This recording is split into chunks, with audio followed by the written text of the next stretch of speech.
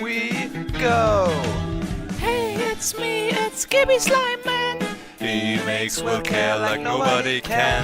Hey, it's me, it's Gibby Slime Man.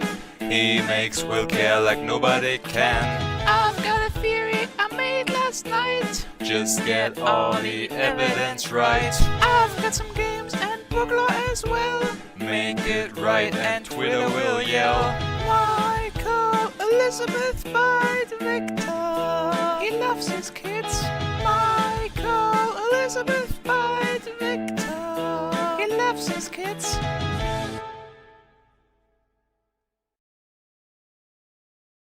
Here we go. Hey, it's me, it's Gibby Slime Man. He makes Will care like nobody can. Hey, it's me, it's Gibby Slime Man. He makes Will care like nobody can. I've got a theory I made last night. Just get all the evidence right. I've got some games and book law as well. Make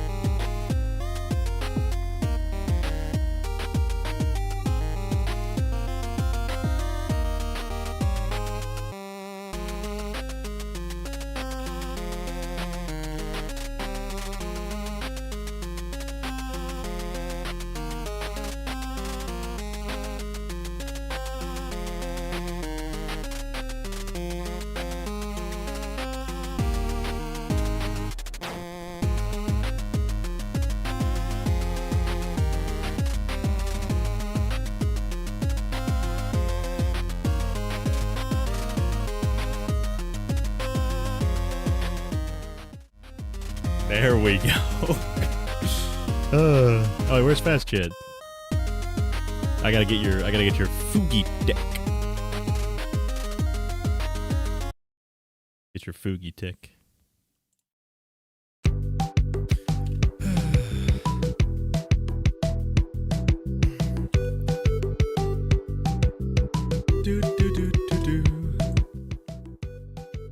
Sliming Fazbear Chud.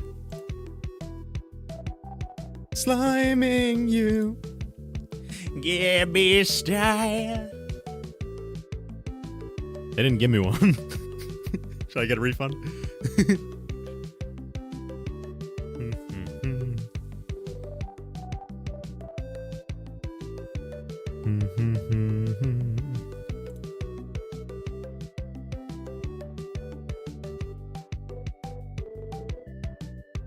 There you are. Okay. How you guys doing, chat? You guys were getting edged for like hours straight. Okay. Faz Goat, speak to the people. Hello. Thank you, KM14. I have a theory where Scott has... I have a theory where Scott has been... Oh. Sorry, I completely misread the order of, like, commas there. I think T-Dreads got scooped, and now Scott is inside him. Well, Scott's inside me, but not in the way you think. Alright, anyways. You got a super chat earlier, too, while you're gone. From Oh, yeah? You guys some donated to the actual brick wall. Does anyone remember what it said?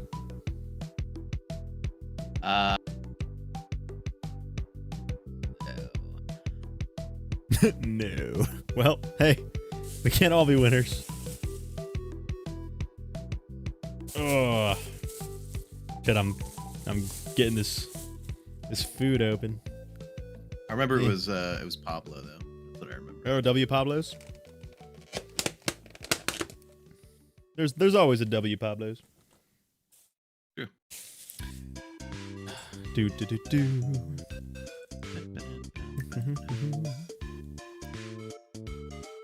All right, well, chat, welcome. Isn't it funny, chat, that right after our stream, Fast Chat, what happened right after our stream the other day, where we theorized that FNAF was canceled? Thanks, beat-ups. Yeah, one of the composers, I don't know, I don't think he posted it himself, somebody else found it, and posted it, but it was this thing right here where he said that FNAF was canceled. You want to read it out for us? Yeah. Happy Friday, everyone. Since it seems that the game is officially canceled, I figured I would share the full OST I composed for 5 Laps at Freddy's. It really sucks since it was fun to work on and I was looking forward to seeing it released and having my work featured in a big name franchise game. It was great getting to work on a wacky Mario Kart style game and make a wide variety of different genres of music than I normally do. I composed all of the in-game racing music for every track, which had both a day and night version that had to be perfectly synchronized with each other, which was kind of tricky but cool challenge. It's a bummer that it will never see the light of day, but I at least wanted it to be available for my patrons on here. I hope everyone's year is off to a great start, and thanks for listening. Well. If you read the chat, you'd realize they're saying it's fake news. Yeah, it's So didn't someone come out and say that it's actually not canceled? Yeah, the thing right now I don't believe them. That he posted this January 10th. You can see that up there, 10 de enero. 10 de enero. So this was January 10th, and 5 Laps, or I guess it was Click Team on Twitter, said not long ago, somebody was asking for an update, and they replied and said, we will give information when we can, or like when we're allowed, or whatever the exact wording was. Yeah. But they basically said that we'll update whenever they have the rights to, you know, like whenever they're allowed. And that was made after this post. And so people are saying that 5 Laps isn't canceled because this was an older post and Click Team commented on it later than this. And then also the Five Nights at Freddy's alerts account emailed this person and asked, and this person said that it might not be canceled. That they were just going off of rumors. Huh? Do you think it's canceled? Because I kind of do. Well, look, here's what I know. Okay. I know that in the there's a Discord server, right? That is Click Team's Discord server, and I went looking in there, and this is not like official, like Click Team, like it's not like run by the Click Team company, but it's people who use Click Team to like work on stuff and like make different games and stuff like that. And in there, I saw people, or at least one person, talking about the fact that that a majority of the staff got or not laid off, but they like left the project a while ago. So it's kind of in like a weird limbo right now. Yeah, it's that not sounds officially canceled, but it's not looking good. Ew, gross! I just spit. 24 pounds of copper says to not trust FNAF tomorrow. I believe you, 24 pounds of copper. That's got to be the case. But they have been slowly updating it. Like they've been giving little tiny not too long ago they added a cart to the game. They added trash in the game. Oh yeah. And you can track the like Steam updates, and you can see that they're like doing stuff in the game every now and then. But it's just like there's just no information on it at all. So like I think it's in a weird limbo state right now because Scott Cawthon like put himself in an infinite Tsukiyomi after the FNAF 2 movie or something. He's just trapped in bad reviews. Yeah. No. All right. Well, yeah. So everyone's really confused about whether or not this is canceled or not. One thing that Fast Tread wanted to talk about, though, before we get into our main topic of the Mimic, Fast Tread wanted to talk about this. Yeah, this is really interesting. This is the list of the songs that this composer worked on, which is really funny because if the game isn't canceled, then he just leaked all of the maps. Well, kind of aura, if you think about it. Yeah, so these were supposed to be all of the maps of the game. You have Fazbear Hills, which is a FNAF world. Midnight Motorist, obviously Midnight Motorist. The Sinkhole. Pizzeria, which I imagine would be like the 85, like FNAF 1 pizzeria. Gator Golf. Dusting Fields, which is also FNAF world.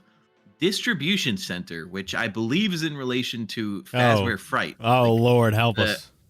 Where William blew up over everything and Andrew got in everything. Dude, imagine if we got Andrew Cart. I'm pissed. That's what I'm saying, dude. Chat, could you believe Andrew Cart? Yeah, and then Roxy Raceway, Pirate Adventure. I don't know what that would be. I'm assuming just like a generic Foxy type thing, right? Yeah, probably themed around like the rocks. So they did, you know what I mean, like the rocky environments, Rocky Mountain. Yeah. Fazbear Fright, which I think is not talking about frights. It's talking about FNAF 3. The FNAF 3. Daycare. Circus, which could be Circus Baby Pizza World, or it could be Fall Fest. Or potentially the Manor, right? Because it was called well, I guess it was Carnival in the game files for Secret of the Mimic, but Circus is interesting. That could be a couple different things. And then the Pizza Megaplex.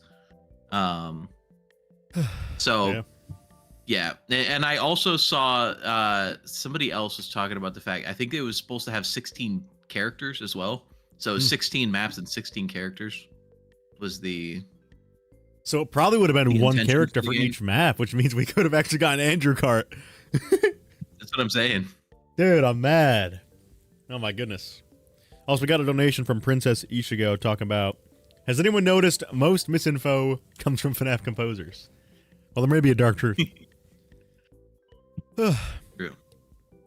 What did I want to say? Oh yeah, chat. Our donation goal for today, the intro for the DCI video is done, so I'll show that off at some point. Oh, we get our freaking stuff. I forgot an interesting thing about one of these maps, because these are all songs, right? I saw, I mean, it was on Twitter, so take it with a grain of salt. So credible. Somebody posted the actual like playing the song file of the Fazbear Fright map. Oh. And it's a remix of Michael Afton's speech from Sister Location. That song. So when you said that, I imagined like, Father. It's me, Mike.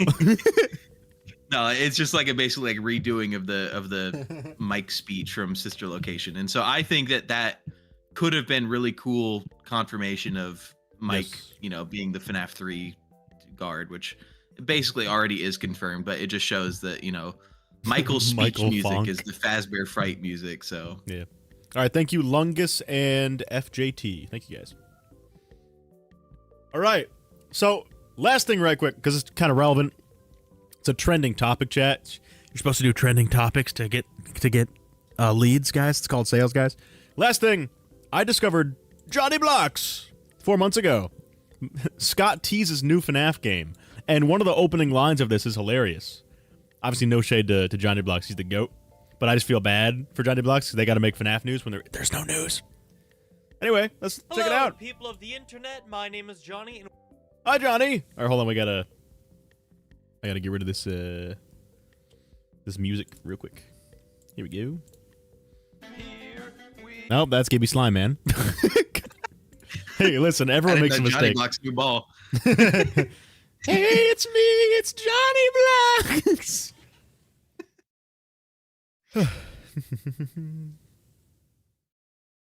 You use my... Oh, hold on. We got protomorphid. You use your ability to do an impression of me? What do I even sound like? Hey, Peter. Is that what I sound like? Hey, Peter. I don't know. Oh, my goodness. That's a moth! Ew! You got a moth attacking you? Dude! Oh, God. No. Holy shit. I have to slay him. I'm sorry! I didn't want to do this. But you're kind of scaring me. Oh, shit. I missed and now he's mad. Oh, shit. I'm calling you moth victim. Dude, I'm feeling like it. Okay, he's gonna have to die. They say to evacuate him. Dude, I keep fucking missing! He just flew under my computer. Is he gonna suffocate? I'm pushing my computer into the ground. That's where the term a bug in the code comes from. Like a computer bug.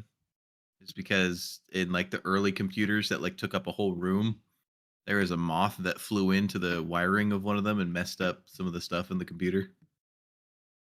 Dude, I think he actually just... I think he just killed himself.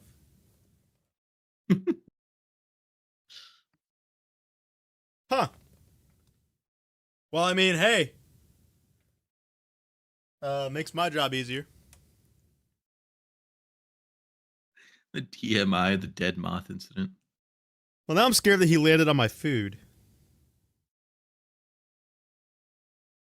Oh, well, it's a moth. What's the worst that could happen? I'm gonna keep my lights on for a little bit, chat, so I can see him if he resurrects. All right. Can't believe Johnny Block sent a fucking moth after me. welcome back to yet another FNAF news video. Dawko just wrapped up another set of charity streams, and as per usual, we saw an appearance from Scott where he teamed... Rusty Lychee says moth victim. I am. First I was a bee victim. Now I became a moth victim. It's because, chat, to the left of me, there's one of those basement windows where it leads just to like the ground outside, and I think somehow they're getting in through there. Like, I don't know if there's, because it's one of those windows that you just push and it falls over. I think somehow they're getting in. Does anyone else have one of those? I don't know what you're talking about. Okay, well, I hate you. He's a basement dweller. Have you heard my dogs? If I did this upstairs, we would get nowhere. T-Dreads is the new purple guy for killing a moth. Okay, all right. Can we cancel TD for killing the moth? Okay, okay, I see how it is. So I guess I'm the bad guy. The moth will possess your keyboard. He's the toy shink. No. Okay. Well, the moth you shouldn't have killed. We're 4 out of 15 of the way there. Let's keep going.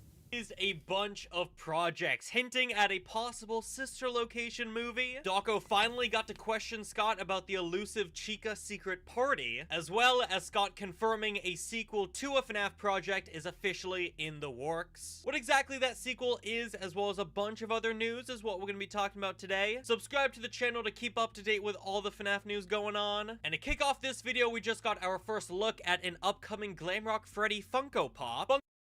I think I hallucinated. Because I swear to God, I remember him saying there's so much news to cover. So let's just pretend that he said that. Are we going to talk about the title? Hey. Hey, listen, it's called The Build-Up. Yeah, we are. I'm going to let the stream go naturally for about 30 minutes to get as many viewers as possible, and then we're going to talk about it. Funko has been knocking it out of the park recently with their Funko Pops for FNAF, and I do think this guy's pretty good. I did see a lot of FNAF fans complaining that this Freddy head sculpt is just reused from a previous... I think it looks pretty good. Chat, thoughts on this? Chat, thoughts on this thing that looks the same as all the other ones? Moth Mimic prophecies confirmed? Perhaps just because. Found your channel a few weeks ago. I've been watching your VODs in the background, doing homework, playing Deadlock. Hey, thanks for the watch time, kid. Pop figure. Honestly, I'm not too bothered by it. You can still tell The King it's Glam Rock Freddy. I don't M. think he looks off. M. He's still got a bunch of detail, as well as like a really awesome looking pose, holding the microphone. He's got his fist up in the air. Recently, we've also seen the Mimic Wave, as well as... Wait, hold on. Is the Tiger Rock one real? Yeah. Oh, that was kind of hard, actually. I kind of want that. a Tiger Rock pop figure. It sparked a whole debate because it came with like the game's tag on it. Okay. Picking him up, he is exclusive to GameStop. In other merch news, we got the full lineup for the Figgies Magnetic Collectibles. And as you can see, here you got Freddy, Bonnie, Chica, and Foxy, all in a super... I'm just waiting for them to put Andrew. Just Scott, you know, it'll be so funny. Just release a game wave of magnets and just put Andrew in there. Ah! She's back! Motherfucker! Damn it. Damn it. Dude, Andrew and 5 Laps would have gone so hard. Dude, the moth is back. He escaped.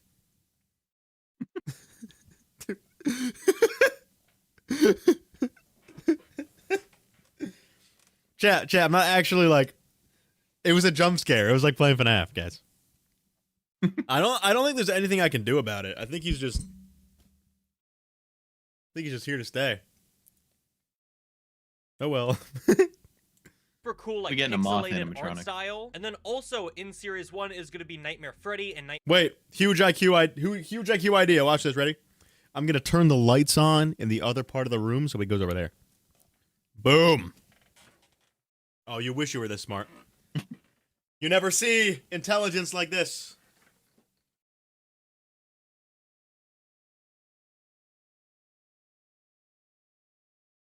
Boom.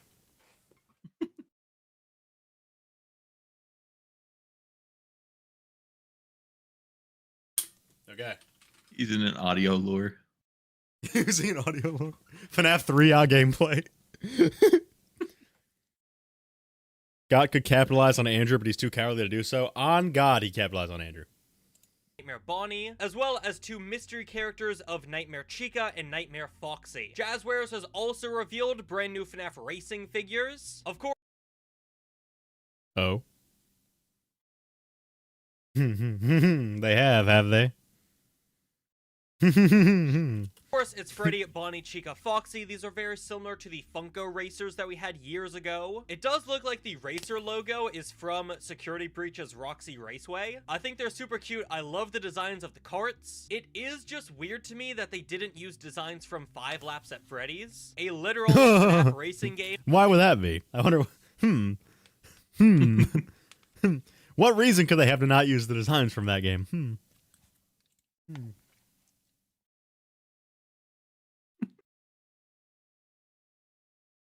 All right, so Jack is demasculating me. Touch his fingertips together.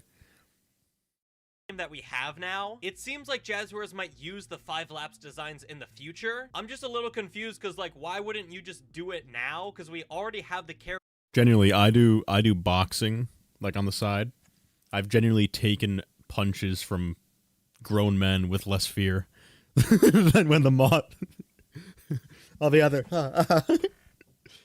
Guzz. But the moth, though. characters and some carts from the Dude, they're game. scary It 'cause just He's- seems dude, a little he's weird to scary, me, dude. But I'd love to know, what are your thoughts on these brand new racing figures? Do you like the Funko ones more, or do you like these new ones? And lastly, for merchandise, we have Hex. And the big news for Hex is this concept art of Nightmare Freddy. Freddy has this, like, kangaroo Nightmare pouch that the Freddy. Freddos go inside. Super unique. I'd love to see more stuff like this from Hex. And his design already just looks super, super good. I really hope the final plushie looks as good as the concept art. Also from Hex, we've seen a brand new puppet pin, as well as 2 plushie keychains of Vanny and Glitchtrap. And these guys, it looks super, super cute. I've seen Twitter go crazy. That's nice, Johnny Blocks, but get to the deets. Boom. So finally, let's talk about Scott Cawthon's comments in Dawko's chat the other day. Massive shout out to Dawko, by the way, another incredible set of charity streams. And it, of course, drew the attention of a one Scott Cawthon, who ended up joining when Dawko was playing through Sister Location, and said in the chat that Sister Location would make a great movie someday if we can make it that far. Showing I knew it. Nah. Netflix miniseries. Eats my life. I've been saying that, like, that he wants to make the entire series. Yeah, but as like, movies. dude, a Sister Location movie after Afton's already dead is gonna be mad weird. No, because then they just go to FNAF 6 after. Oh, I'm a genius. I'm actually so intelligent. How does he do it? How does T-Dreads have this kind of brain? possible signs that Scott is at least interested in the idea of maybe going past a trilogy of films. Sister Location is game 5, so Dude, how the hell will they do FNAF 4? That's gonna be insane. That's gonna It'll be be actually, all about. You it'll ran be into my about nightmare Garrett. chambers, Mike. No, it'll be like a flashback movie about Garrett. I've talked about this before. I think Where's that Garrett? they- He's in the nightmare chambers, Mike. Prepare for the I think that- horrors. This night will keep repeating over and over. Sorry, go ahead. I think that a FNAF 4 movie would be all about like explaining Garrett why Afton like picked him and like drove all the way there to get him and stuff like that. Because I don't think that's going to be explained in FNAF 3. And then Sister Location will be all about Michael Afton and his backstory. I'm not and, watching a movie about that actual doofus. Yeah, and then he'll get scooped and then turn into the purple guy, and then Mhm. I don't know, he'll have a redemption arc, and then he'll face. And then he'll off walk against down the William street in and some FNAF guy will 6. go, "Holy shit, that's the purple guy's son." It's true. And he got entered inside of Can you him. imagine live action to enter Dude, inside of him? dude, I would actually explode in the middle of the movie theater. How so? I'll leave that to your imagination.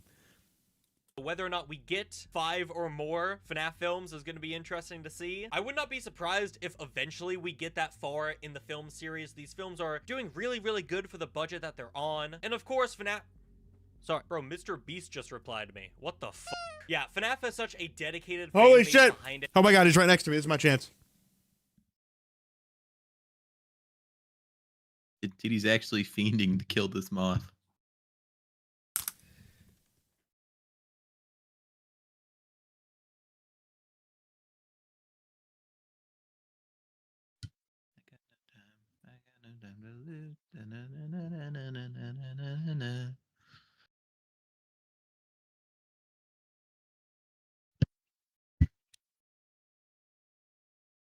Keep talking about Sister Location. Entertain them. Oh, true. Sorry, I was focused on you getting the moth. I'm looking at stream. Yeah, I think that FNAF 3, Mike Schmidt is gonna die. He's gonna die in the fire with Springtrap. And then if they go past that, I think that the story will then focus on Michael Afton instead of Mike Schmidt, and it'll be like the Mike Schmidt trilogy and the Michael Afton trilogy.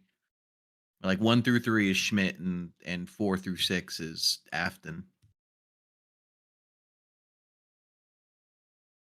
which would be interesting. Also, they built a whole Circus Baby animatronic for the second movie, and like it'd be kind of a waste if they just didn't use it anymore. You know, it'd be odd. Well, Maybe I got him. I guess we'll see.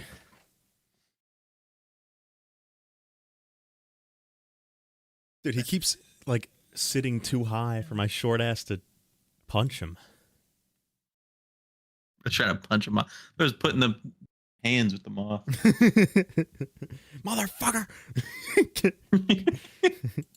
There's pretty much guaranteed an audience for these films. So I would love to see a sister location film. I'm not a big fan of the game sister location, but I love its aspects, its concepts. I think the Fun Times and just Circus Baby's rental in general has such fantastic designs. You get more backstory with William and Michael. Like, that would be so cool. Seeing Ennard brought to life on the big screen. We did see in FNAF 2 Circus Baby, and they adapted her so perfectly. So seeing the rest of the Fun Times brought to life. Did you read the donation or did we miss it?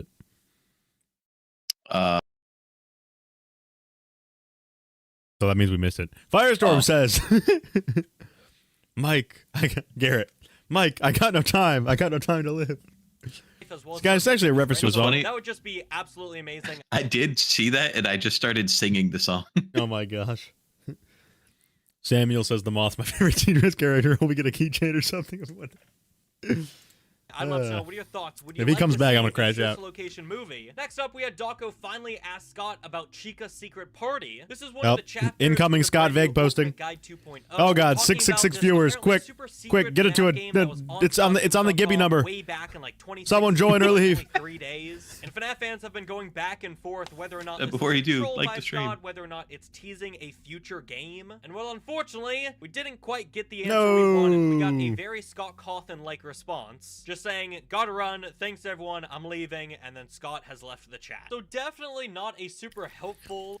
Chat, get the number of the beast, aka Gibby, off my stream. Get it off now. Number of the Gibby. The number of Gibby's will care theories. Okay, we made it to 665. We'll take it. All right.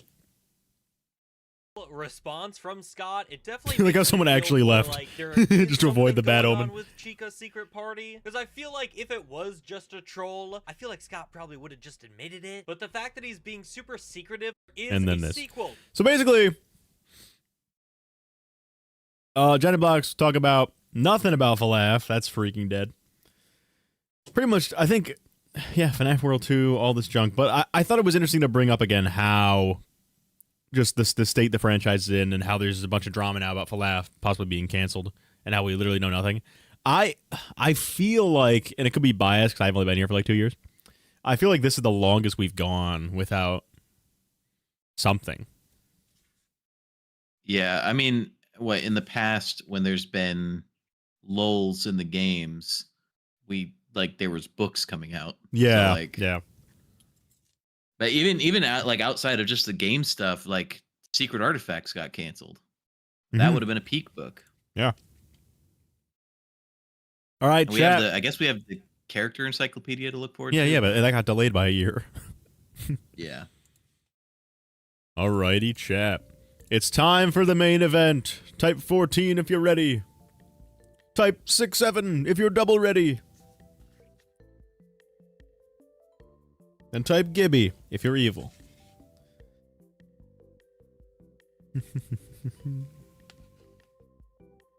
Oh my goodness.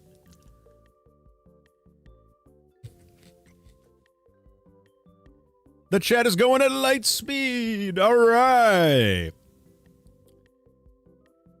1 year ago, plus 3 days today. Secret of the Mimic. What'd you think of Secret of the Mimic, Fazbear? How'd you feel about Secret of the Mimic? First impressions upon finishing the game. I think Secret of the Mimic is the best FNAF game that has ever been put out there. All right. I think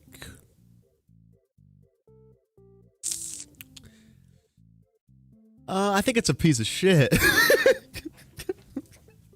I guess we got both ends of the spectrum. Yeah. Okay. It's not like security breach levels are bad, but the introduction of Edwin, just putting them in the lore, I'm not a fan of. I like the game's self-contained story. I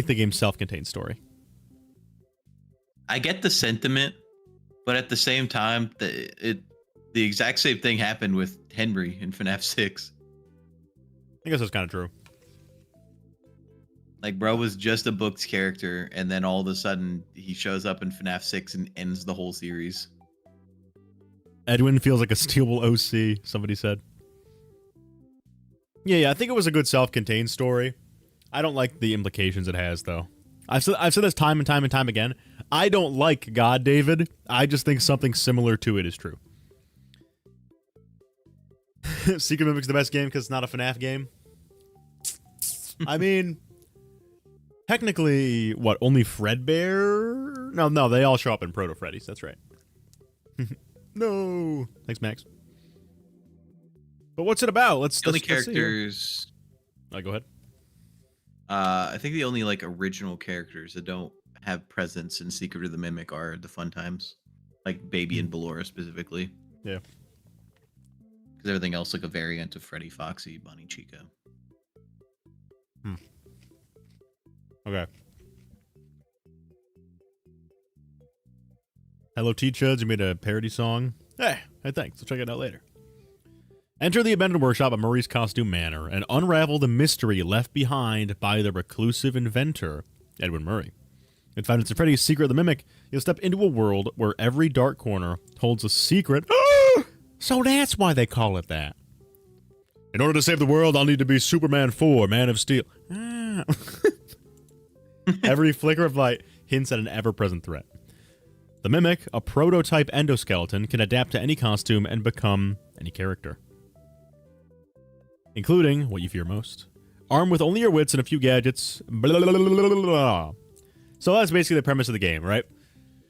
We're Arnold, an overworked employee. We go to this costume manor that this guy named Edwin, super like wealthy guy at some point must have been to have all this land and build all these things. At some point, his business was doing well, or his father's business. But just saying that, Fazbear, why don't you go ahead and tell us what was on the top of everybody's minds? Because this is a retrospective stream. So when this game come out, wow, English. When this game came out, did I need help? When this game came out, what was on everyone's minds in terms of what they wanted to have it confirm or deconfirm? Oh, Tails games. Oh, Tails game. Yeah, that was everybody. It was like probably 80% of the fandom, I would say, was on Tails games. It felt like it felt way more because of FNAF, funnily enough. Yeah. Mm-hmm. Well, also the Tiger Plus showing up and helping. Oh, that's right. That's right. So, what was it that deconfirmed Tails games first for you? Because for me, it was that Fiona died in the Fall Fest fire. And that she was alive. When we learned that she was alive and hiring babysitters for David, I think, right? When we learned that she went to Fall Fest, that was what it was for me. Funnily enough, for me, because I had been a firm Tails game denier all the way up until the Tiger Plush and Help Wanted 2. And then when the Tiger Plush came out, I was like, I guess Tails probably is true. And so I started reading through all of the FNAF books at that point because I was like, I better catch up then if the books are going to be canon. Chill, Lungus, chill. I keep going. And so I started reading through all the books, and then at the point of like after I'd finished reading all the books, we got the first trailer for the game, and the first thing the trailer says is one of our contractors, Edwin Murray. And as soon as that was said, I was like, oh, the books aren't canon, because in the books, Edwin was not a contractor. Edwin was purchased by Fazbear Entertainment and was an employee of them. And so the fact that the very first thing the trailer said was that he was a contractor, I was like, oh, it's not canon.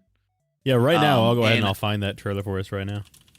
yeah, I had to fight people on that for so long before the game came out because I was sitting there the whole time being like, yeah, this just isn't Now, canon. here's the deal.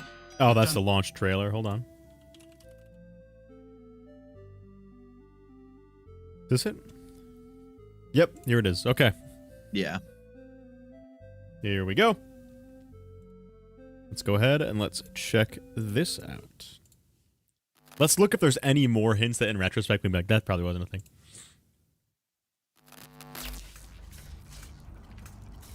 So let me explain the situation. One of our contractors, Edwin Murray, has gone missing, leaving our property abandoned in his warehouse. Uh-huh. So like you said, he's not a contractor in the books. His company's bought out. Yeah. Yeah. Your job is simple. Enter the warehouse and retrieve the technology. So that all he was of this- developing. Oh, that's another thing. Like- Yeah, that's another thing. He was not developing the mimic for them. Yeah. Yeah.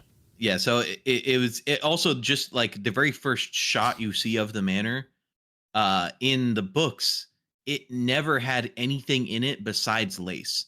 Oh yeah, Edwin no, had it's a too nice. single- It's too nice looking, yeah. Yeah, Edwin had a single workbench that he worked on a couple animatronics for. Yeah. And he had like a clothes rack of costumes next to that workbench. And that was it. The entire rest of the factory was completely a lace factory. Mm-hmm. And so from this very first shot of the game where you go in and you see all these characters and animatronics and whatnot, like it should have been like, I don't know why it was. I'm pushed coming for back so to the long. debates now where everyone was like, "Oh, Arnold's lying about him developing the technology. They just know about it." It's so funny. Yeah, yeah. That's funny. The prevalent theory before the game came out was that Tales games was canon, and Edwin, now after having gone through the mimic stuff the first time, had got a new factory and Dispatch. lost Did I the say mimic Arnold? a second I'm out. time. Yeah. Yeah. All right, yeah, Although Dispatch. technically, I think Dispatch is lying because I think he makes M2 for David, right? in this? It's debatable. I mean, that's one of the topics of the stream is it solved? Yeah. But it's. I think the Mimic was very clearly designed to be a product first and foremost, and was like retroactively made to be a babysitter. Mm. But people take issue with that. It's a kind of prototype endoskeleton that can adapt to any costume and become any character. We suspect it may be malfunctioning, so just be aware of the slim button on David! that you could sustain significant injuries while attempting to retrieve it, including but not limited to death or dismemberment. We fully expect the retrieval process to go smoothly and without incident, but just in case, we suggest you get your affairs in order before arriving.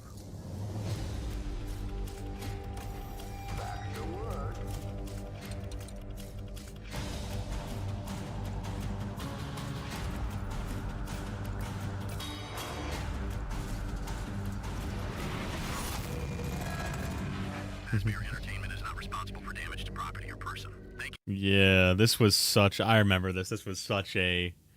People were like, "Oh, it must take place in between."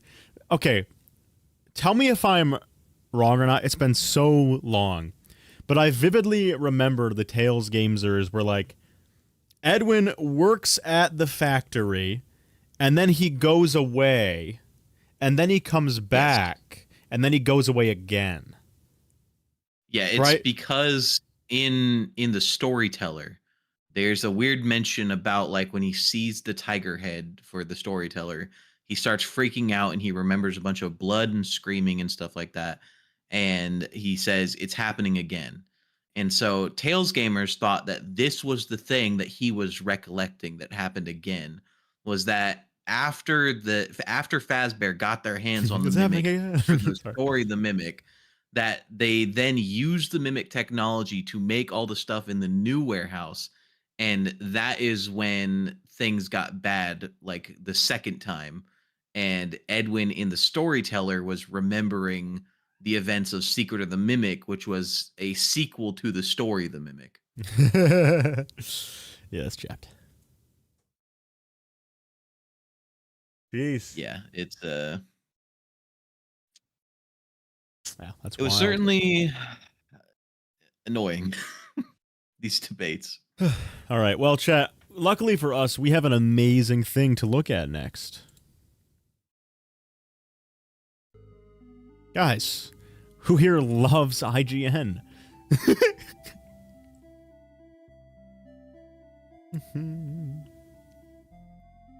All right. IGN. So, what is the secret of the mimic? I'm sure these IGN theorists are top of the notch. These are your real John FNAFs and Matt Pats of the business.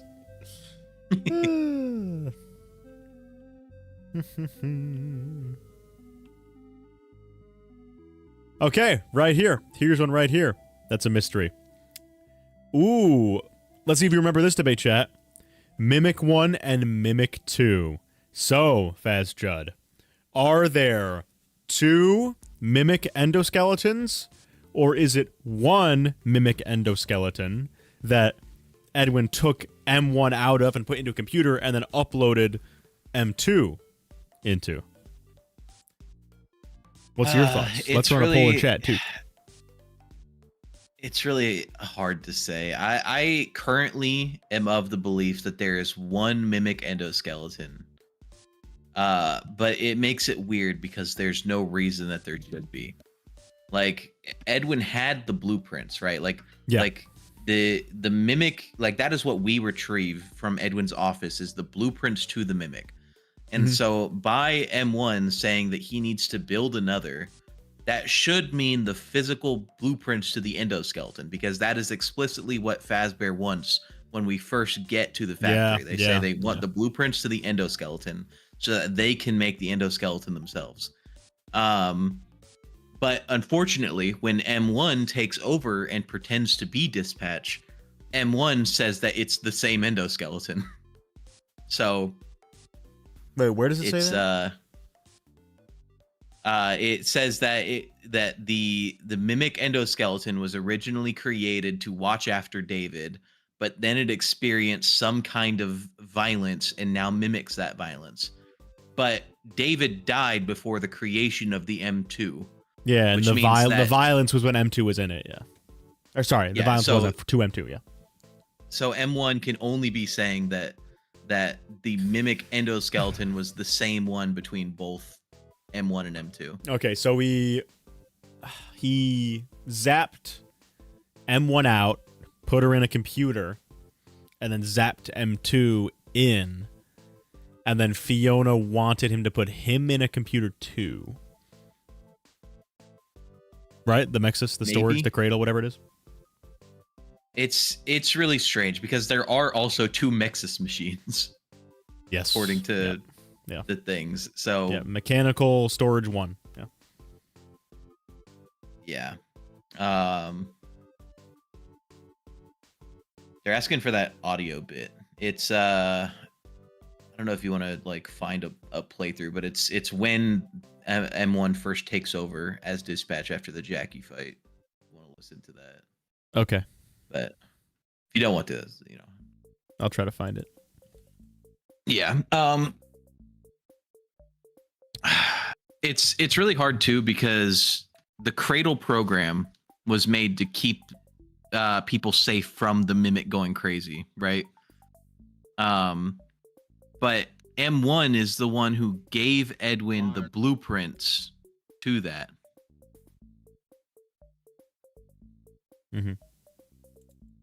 Which means that it means that, dude, the Mexus Cradle stuff is so confusing.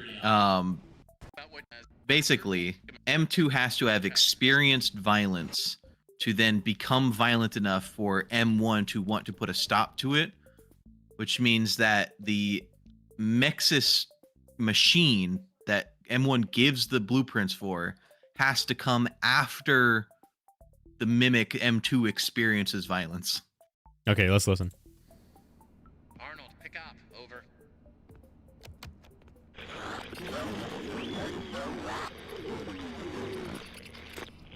Awesome. Glad to see you made it here without any complications whatsoever. So we did some digging to learn more about that bothersome endoskeleton. That keeps Endoskeleton, relentlessly pursuing okay. you. From what we can tell, it was designed to keep Murray's Ah. son entertained while Murray worked. It would mimic the actions of those Oh. present. At some point, the endoskeleton was exposed. Yeah. Okay. So that to me is clear as day right there. Yeah. It's the same one. Yeah. But I mean, there's always the possibility that M1 is lying, because that's something we have to consider with AIs that are so sentient, like Circus Baby and stuff like that. Yeah. But the game is presenting it as being the same endoskeleton. My thing is, because my one thing has always been, why does it want the data diver? If it's M2 in there now, why does M2 want the data diver? That's what I have always struggled with. Yeah. I don't see any reason for M2 to care about the data diver and that ending at all. The only thing I could think of is that at the time when that happens, we run cradle.exe. So maybe something about Cradle causes the Mimic to desire the data diver for some reason. That was one of the things that had me thinking that M1 and M2 Maybe it swaps them. Yeah, that was a theory that Reichos proposed, that M1 was in Nexus, and then when we turn Activate on Cradle, it it puts M1 in the endoskeleton again, and M2 gets put into the thing. But that means that for the entire chase sequence of the Mimic chasing you down when the manor is blowing up, it would be M1 the whole time. Well, it still wants the data diver there, so I mean that could make sense. Yeah. So that's definitely a possibility, but That's the thing. My guess would be it still probably impersonates David when it's doing that. Yeah. Yeah. Here, So- let me find the thing that I have my logic for the Mexus stuff. Let me pull up the Miguel, task I don't list. know about actual mimic endoskeletons, but the technology was almost certainly used for hand unit in sister location. They Okay, might all be mimics in the Pizzaplex, though. I'm talking about the Afton saga. What are Okay, you looking so for? I'm looking for the Mexus stuff. So there's Mechanical X-Form Experimental Storage number 1, and that runs Cradle.exe. And then there's Experimental Storage number 2, Yeah. and that contains the Mimic blueprints. Now where it gets interesting, let me find the text log of M1. I think it's, what is it, received 5 minutes ago, I think is the name of it. I'm sending you a technician. He has your M2 blueprints as well as executive access. While the M2 began as a copy of my program, I believe it could become something more. Yeah. It wasn't me, it was different. Somehow it has been damaged and is malfunctioning. M2 can no longer be controlled. Oh wait, no, this is the... Where's the one about the cradle? It's one of the binaries. Yes, okay. So here we go. So a Mechanical X-Form Experimental Storage number 1 is the one that was running the Cradle program, right? Yeah. So M1 sends this email to Edwin. Please talk to me. We need to stop it together. Here are the blueprints for Cradle. It can keep David safe and provide boundaries. It's a type of computer, and it's bigger than anything you've done before. If you won't finish the program, consider building the Cradle. It will keep people safe. So M1 is telling Edwin is to this the Cradle build, then? Is what the Cradle? Let's see. Because that keeps the mimic locked up. That keeps people safe. Yeah, it's that. It seems. But to be why the would Edwin make implication. it a scary rabbit? Well, I think that it's possible that because, like, I think there's obviously a time gap where we don't know what happens, and we know that Afton takes over the property. So I think that it being a rabbit he may builds have it? something to do with Afton. Or he, like, influence. rigged it. Yeah, I think he might have rigged it or something. You know, like maybe he was using Cradle to like use the Mimic program in the fun times without having it be like the same level as it is. So like, I'm curious, Maybe that's chat, why. do you guys think... Because listen. Fiona says, okay, build the... the most surface level interpretation possible, right? Like going like actual chud mode, like levels of critical thinking. Oh, Fiona says that the Cradle was designed to keep people safe. And Gregory says that the Mexus security program was designed to keep the Mimic hidden, which by proxy would keep people safe. So do you guys think Mixus is the cradle? Like this rabbit guy? I do. But It'll make sense.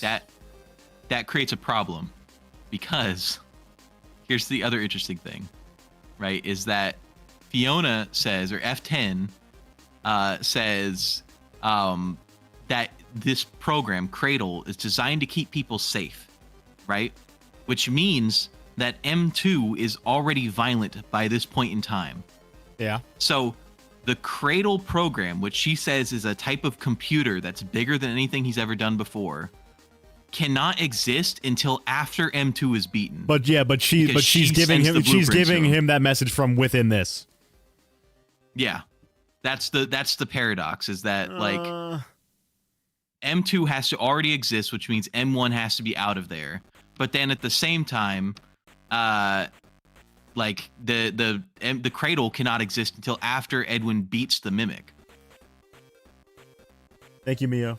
Yeah, and that's Block Nova just said, if Mixus is Cradle, then Edwin is alive. Yes, I think that is the case, because it would mean that Edwin beat the Mimic shows up and attacks Edwin, and then the Cradle program gets built after that, because Edwin didn't know about the Mimic being violent until after it attacked him, right? Because it shows up and it says, speaking of legs, I just finished mine, which means that the Mimic had just become violent, and had just like gotten into Edwin's office. Yeah. So the Cradle program being built has to have been done after Edwin was attacked. Yeah. Yeah. Even looking at them here, they are slightly different models. That's true. And there's the infamous the two of them, right? Experimental storage number 1 and experimental storage number 2. I was gonna say, chat, do you see the mosaic? Look at the bottom of the mosaic, chat. Look. Green. I'll do it on the. Oh, you're in the way. Let me move you real quick. Check this out, chat. They are different computers. Look at the mosaic, okay? The one on the left here, red light, green light, brown light. And this one, green light, red light, brown light. Right? Look at this. Ready? See the left side image? Left side image, chat? What's the top left light? Top left light on the left side image is red. Top left light on the right side image is green. You see it, Fazbear? The mosaic is different? Yeah. Yeah. The mosaic is different. I personally think, and this is going to be weird, but I personally think that Mixus number 1 is the one that's running the Cradle program, which is what we see in Ruin. And the Mixus number 2 that's housing the Mimic blueprints is the F10 machine. I have a very strange observation that probably means nothing. There's tape on it. On F10-4, do you see it? Yeah. Why would there be tape? Weird. Does that mean the Cradle program is Moon.exe? I do think Moon.exe might be like an allegory for how the M2 got programmed. I've seen that before. Oh, you're floating. Let me get you. I'm flying. Yeah, but I think, because one of the things that F10 says is that, let me see, it's the receive 5 minutes ago one. She says something about the blueprints. Oh yeah, look here I don't too. think Mexis, sorry, one more thing. Mexis has an outlet on the bottom where plugs can go into, and F10-4 does not. The wires just droop down. So they are slightly different models. So there are two of them. That's what I would say. And I would say that Mixus number 2 is F10. Because F10 says, I am sending you a technician. He has your M2 blueprints. And we get the M2 blueprints from Mixus number 2. Well, where is she sending it from then? Like a USB? Well, we get the Mimic blueprints from inside Edwin's office in the control room that's got all the cameras hooked up to it. No, I mean, how is F10 talking to us if she's not in the computer? What do you mean? She would be in the computer. She'd be in the F10 computer.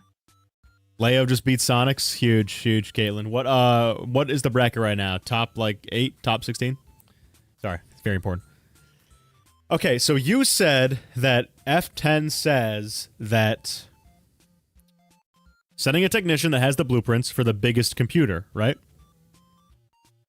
Yeah. So how is she telling him that? Not the computer, the mimic blueprints, the M2 blueprints. No, they said it's the biggest computer you built so far, right? It's the biggest thing you built so far?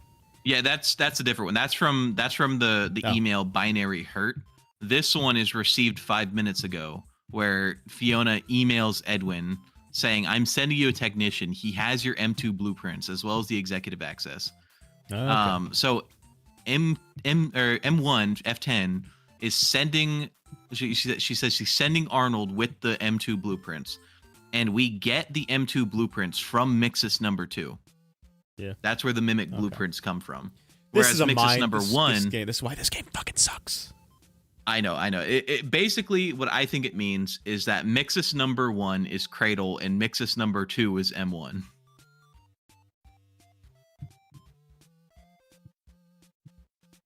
So Mixus number one is Mixus. Who would have thought? Yeah. Christian, that's actually a great point. I didn't think about that. Strange. That is the same camera from Sister Location. Oh, the one that's down in the red light. There? Yeah. Mm-hmm. Good point. I think the mimic absolutely plays a role in Sister. I mean, hand unit. Yeah, it's dispatch. Hand unit is just dispatch. Yeah. It's mimic his voice. He's dead as hell, probably. Either that or he's like old by that point. They definitely AI-ified him. King Plasma's right. The Cradle email is sent to Edwin's office inside the admin wing. The sent 5 minutes ago was sent to the inside of his house in that like personal office that he has upstairs, the one that blew up. Okay. Oh, this is annoying. It is very annoying.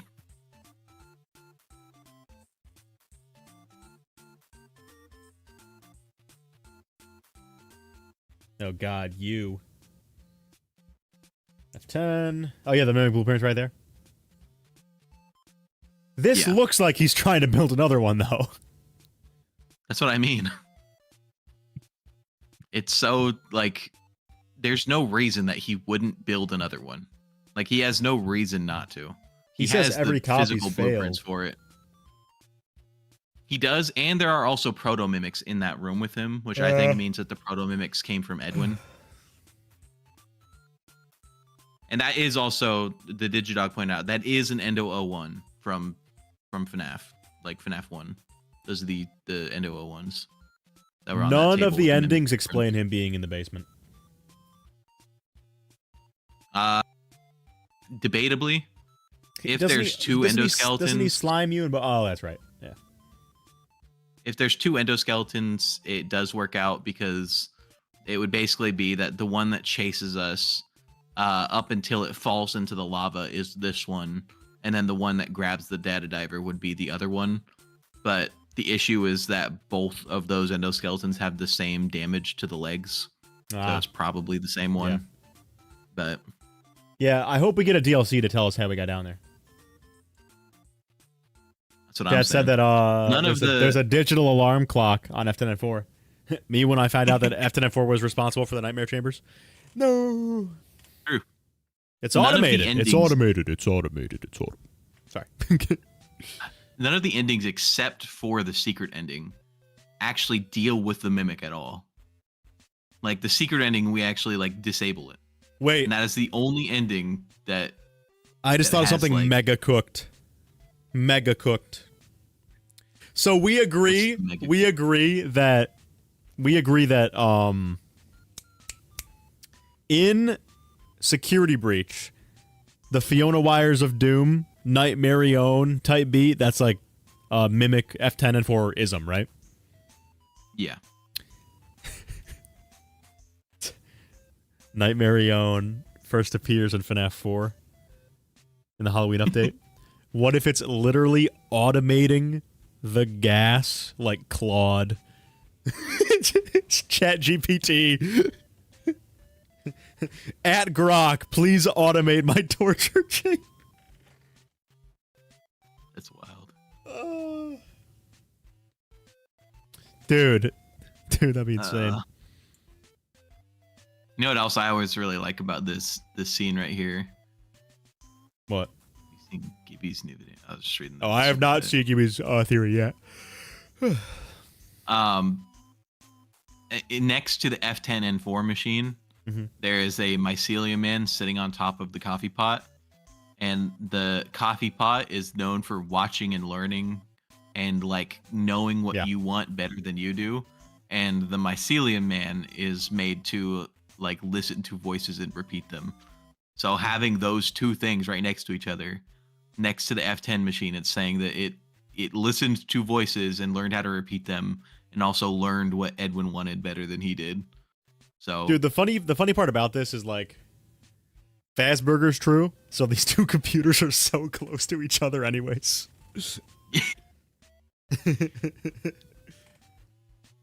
True, unless Edwin never finished the Cradle program. Impossible, like because someone boxed it up they put it in their truck and they drove away with it. Yeah, that gets into the question of like, is that canon or is that like slop for being a teaser? That's toxic if it's not canon. Because the issue with it being canon is that it's showcasing the old Murray's costume manner, like before Edwin took over. Fazbear, go off. Is David Murray actually in there at all? Go off. In Fazbear. this ending, I would say yes. Specifically and only in this ending, I would say yes. I think that the point of the owl in Moon.exe is to be David Murray, right? That makes sense, but yeah. because we're playing as M2, that means that David already died. So the David following around M2 would be his ghost following the mimic around. Hey, well, then why only this minigame then? Because you kill the owl, though? Yeah, you take the owl and you make the mimic wear the mask of it. So I think that what happens in this ending is that you take David's spirit by collecting all of his little toys and stuff around the factory and putting them into the game, right? That's couldn't you say that you're just like taking his spirit and like forcing him to be, you know what I mean? Like what if the reason it can mimic David so well is because it took his soul and was like, "Arr," and then ate it? Well, that's the interesting thing, is that in Moon.exe, there is only one time you can ever get the text "you died," and that is when you get the owl mask, but you don't put it on. If you get the owl mask and you don't wear it, when you try entering the cave, Moon straight up kills you rather than putting you to bed, which to me means that is what happened when Edwin beat the mimic. Was that the mimic has David's spirit, but it is not being David because it's not wearing the mask.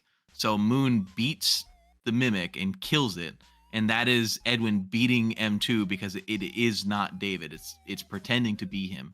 But then throughout the course of Moon.exe, when we play through the game, we are taking all of David's toys and stuff like that, and I think essentially getting his, all of the things that his spirit is attached to throughout the factory, and putting it into the glitched permission, and putting that glitched permission into the mimic. And I think this is why bullshit, the dude. Like, your theory's not bad, but I'm listening to the sheer quantity of words coming out of your mouth. How do you think this is the best game? This is convoluted as fuck, dude. It sucks. I think because it's condensing storytelling that FNAF has had for a while. That was like more spread out, right? Like, I think it's basically the same thing that we see in Frights and stuff like that, where like all of the, Afton explodes on everything and then it all gets collected into the trash rabbit, and so many words, like Eye of Agony and stuff like that. So many it's words. Basically just a condensed version where so his many words spirit coming out of your mouth. attaches his spirit attaches to everything across the factory, because those are his like memories and stuff like that, right? And then we take all those, put them into Moon.exe. So basically we're collecting his spirit, and when we finish Moon.exe, that is completing David's like I'm journey. actually losing brain cells by the second. You need to stop for my health. Again, you're not being stupid. It's the fact that you have to even say anything. Well, you see, when we upload the spirit that got masked in before it got beat into the glitch permission, which spawns in the loop tiger plush, which we take to the... I'm gonna shoot myself. Yeah, chat. We'll show the DCI intro in a second. Thanks so much for reaching the goal, guys. Oh my god. You know what? Hot take here, chat. Tell me if you agree or not. I'm doing it. I'm doing a hot take. Hot take. Here it comes. Into the Pit is more coherent. I raise you one. Return to the Pit is more coherent. Listen. I would have to disagree simply for the fact that we take a rat from the past into the future. Yeah, but at least you know what you're doing. At least you know that you did that. There's no... But That's is the rat just a true. robot wearing the spiritual mask of another rat? Or are there two rats? Or is there one rat with two souls? Yeah, checkmate. It's Checkmate. it's fast kid. all... Look, it's all confusing all the way down. Oh, dude, we're gonna have to actually like think about this at some point again because it's our job. This sucks. I actually plan on at some point making a video on Yeah. my moon.exe take. But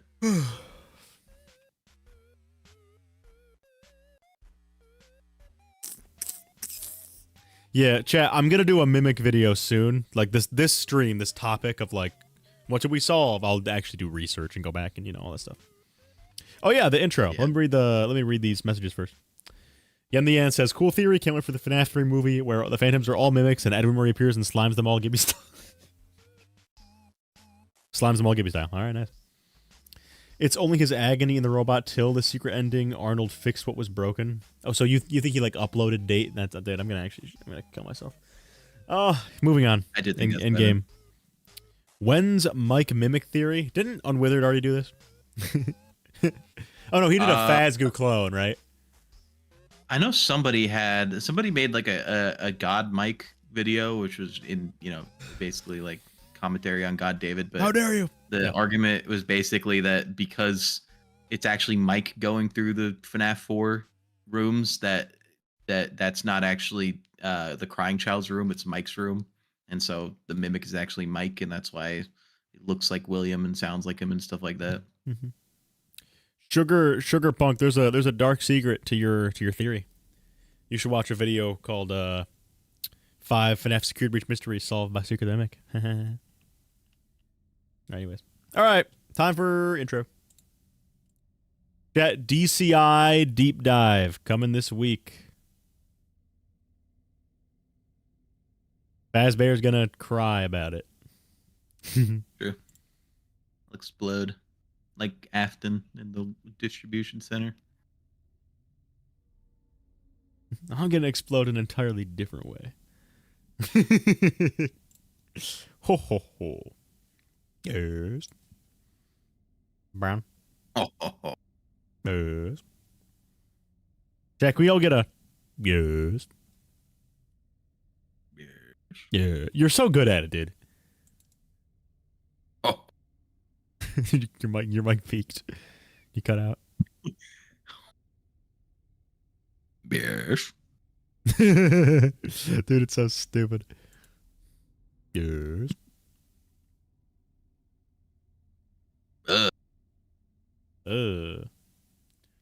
No video with supported format. Well, that's annoying.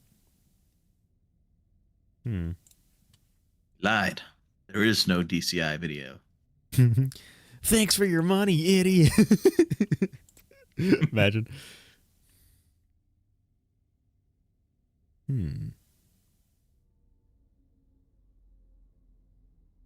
It appears I'm going to have to use a dastardly technique here called uploading it as an unlisted video and then watching it. Wait, that's geek. All right, quick, entertain chat. Read this donation or something. Is the cradle ending happiest day? I think to the most common interpretation, yes. I have a unique take on happiest day that it's probably incorrect, but I like to think it could be true. So under that interpretation, no. But I think the idea is, yes, that like the same way that happiest day is like giving the bite victim a better ending, Moon.exe is giving David a better ending, right? Like he sees all of the characters that he's friends with, like Chica and Dolly and stuff like that, and And instead of getting the bad endings that they normally would, they all get presents and they celebrate, his birthday and stuff like that. And then the very end, you put, his memories in the boxes, and then he ends up going to sleep at the end. 5. I don't want to accept cookies. Go away. There we go. All right, chat. It's here. 750 viewers. Wait, we still got it. Looks like Unk still got it. All right, chat. Turn this off for you guys. All right, chat. I'm going for epic dramatic video essay style with this one. Okay? I watched like 6 whole videos on how to write like a story. So hopefully it's good. Because I wee-wee wide. Okay. Can I turn off the lights? Let me turn off the lights so it's freaking atmospheric. Hopefully the moth doesn't jump me again.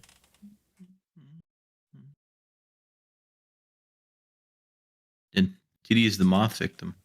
I'm coming. Nobody clip that exact phrase. Okay. All right, chat. 14s if we're ready. Well, I drink this water. Hopefully there's no pill in it. Water victim. Yeah.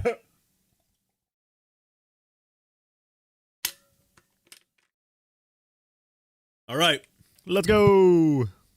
Children found dead. Gotta restart it. Hold on. Children. Ah! Scary. Okay. The children incident. The children incident. God, I hate them. Okay, let's go. 5 children found dead in the new and improved Freddy Fazbear's Pizza. None stuffed into suits, all lying on the floor, rotting as their blood spreads out over the tiles. Nearby, their killer walks the halls, laughing, as the children's guardian, the puppet, cries out for someone to save them. You can't. The FNAF fandom. 5 children found dead. Let's freaking go. Chat, Look, I don't like the DCI, but that goes hard. Chat, was it cinema? I tried to make it cinema. Nice.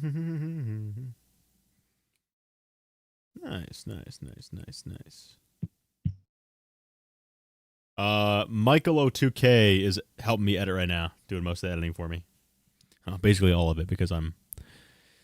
Chat, now that I'm off of school, I've been writing like 3 scripts a week. I actually think I have more than this. I think I uploaded the wrong file. Hold on, chat. You guys might be getting an extra little surprise. You see here. Oh, yeah.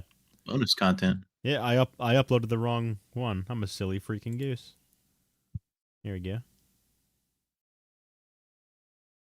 There we go. Boom. Boom. Boom. Boom. Boom.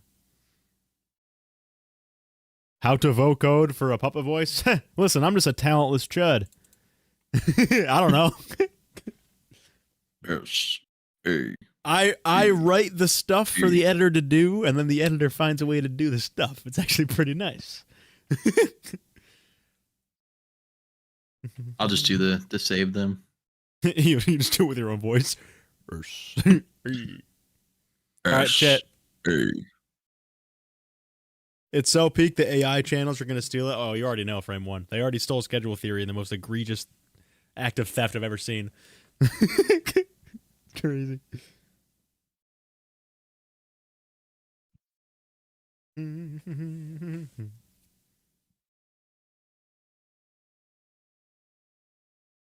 Hurry up and impersonate Talking Ben more while we wait for this to upload. Chat, it's uploading right now. It's the second preview. Yes. No. Yes.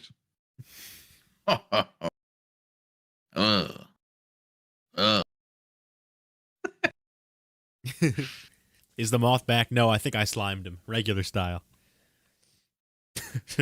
Just to be sure.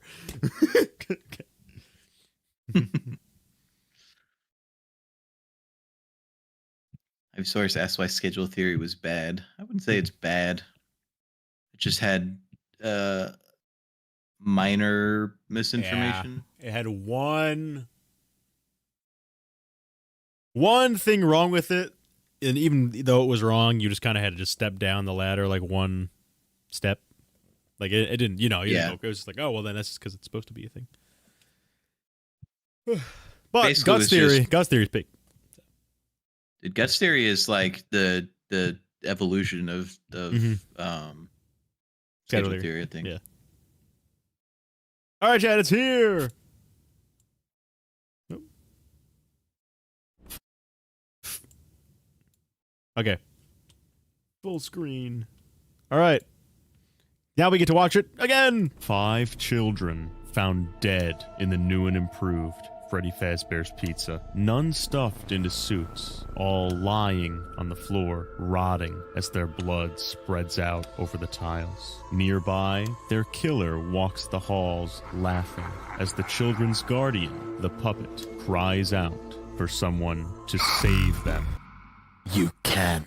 The FNAF fandom knows the missing children's incident all too well. 5 kids lured into the back room in 1985 who are never seen again. We know their names, some of their faces, and even their fates. But as for this set of children, we don't know anything. They show up in one minigame in FNAF 2, and that's the end of it. There's no newspaper on the wall this time, no happiest day where they get set free, only radio silence. This insanely out-of-place minigame from FNAF 2 is one of the most glossed over lore elements in the entire FNAF timeline simply because it appears not to connect to anything. But as we explore our investigation today, you'll see that hidden within these pixels are secrets about William Afton's true motives and even the culprit of the Bite of 87. I've been pulling my hair out examining the scene of the crime, the suspect, the victims, and the many theories. And by the end, I'm going to tell you exactly what I think all of this means. This is the DCI. Did I cook? I cooked. Oh. I think you cooked. Oh, I'm cooking. Oh. Ho ho ho. 90% editor, 10% me.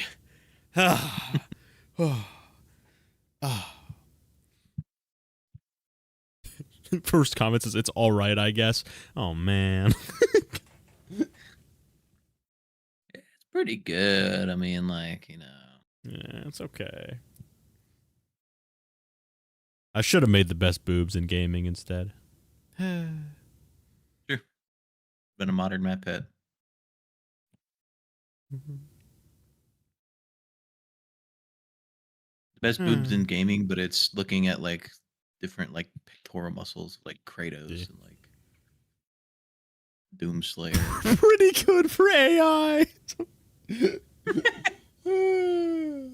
Okay, dude. Fredden will never undo the damage. Dude, that's crazy. True.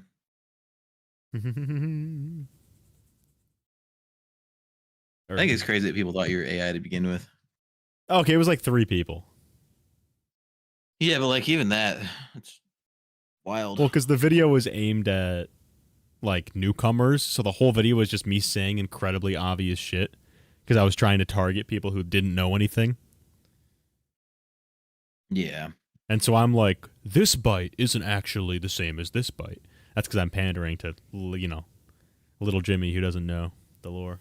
So, but I'll tell you, I made damn sure that the phrase "it's not X, it's Y" is. I reread my scripts like 3 times now, make sure that shit is never in there. I swap it up and go, it's Y, not X. Wait, holy peak, holy awesomeness.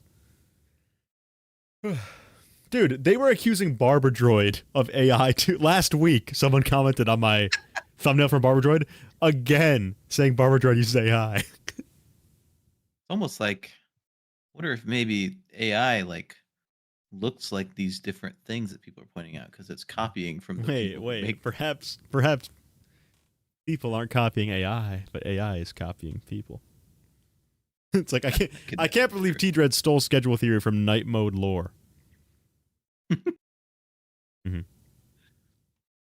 Sure, I can't believe you, TD. This is why AI has to have a Do that. legal identifier. My fear is, so, chat, they just gave us access to, so creators just got access because YouTube wants to slam it down your throats now.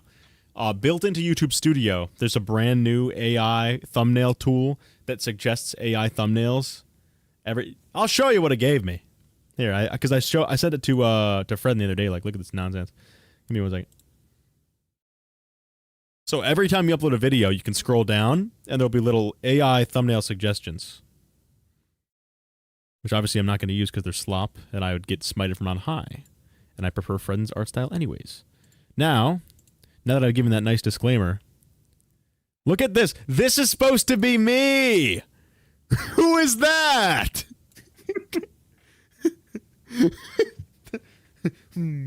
Bro. Is this nonsense? Uncanny Valley, TD. Dude, but my fear is that, like, it's getting better. So I think in like 3 or 4 years, it genuinely might be like indistinguishable. One can only hope that's not true. Because, like, and again, it's the people are like, no, because it's really stupid still. AI is really stupid. But I remember, you know, they'll bring up, like, you remember, like, the Will Smith eating spaghetti video? Yeah. Compared to what they have now with, what is it called? Sora? Sora. Yeah, Sora. That's way better than the Will Smith one was. However, chat, I prefer getting my thumbnails the old-fashioned way, making another person do all the work.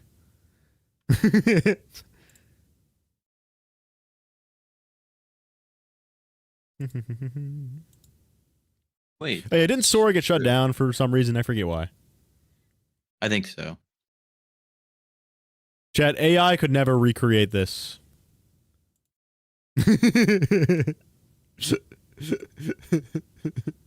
AI can never recreate true art. Too much money to run. That makes sense.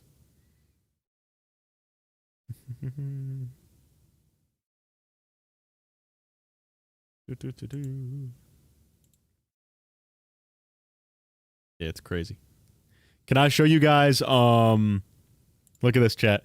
So, just to show you guys the sheer artistic work that goes into T-Dreads and Co. videos.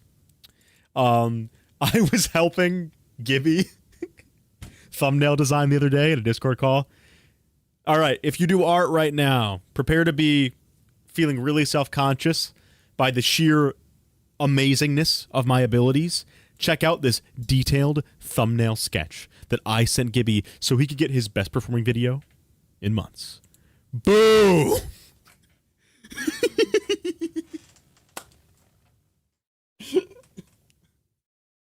Boo!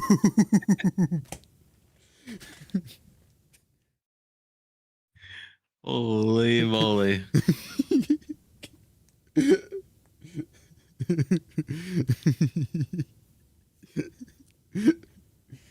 He should actually use that. He basically did.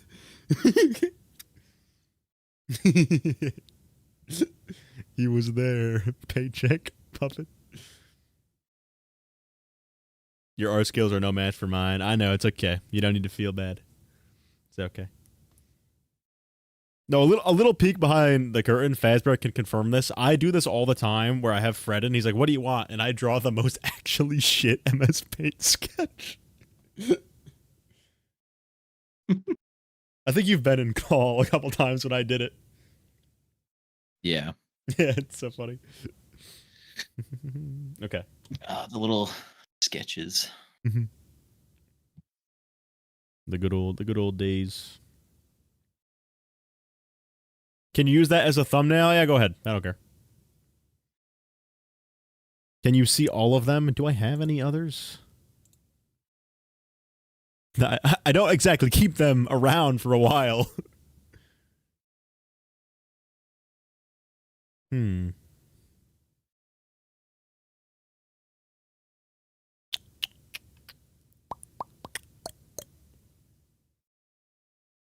I have the picture you drew of Scott with the lollipop.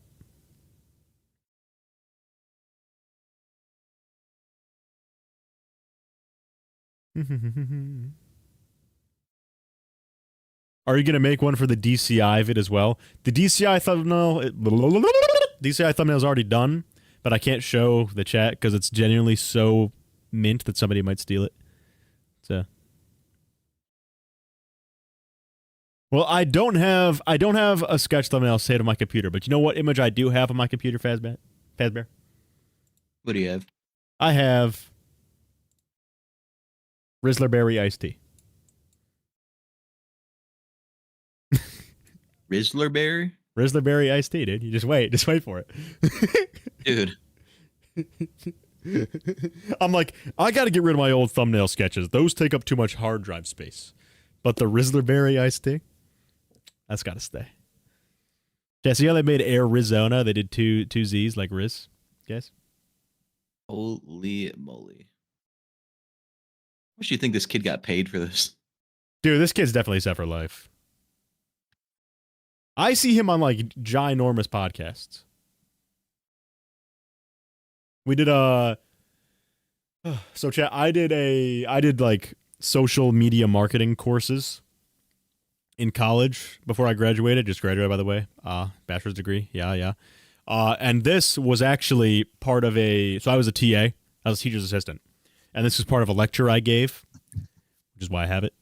But I basically gave a lecture on how a lot of corporations are leaning less toward media celebrities to promote their products and more towards social media celebrities. So when I say media celebrities, that's the, Sabrina Carpenter, Timothy Chalamet, whatever. And so I gave a lecture on the Rizzler, and it was fire. True scholarly. Lecture is crazy. True scholar.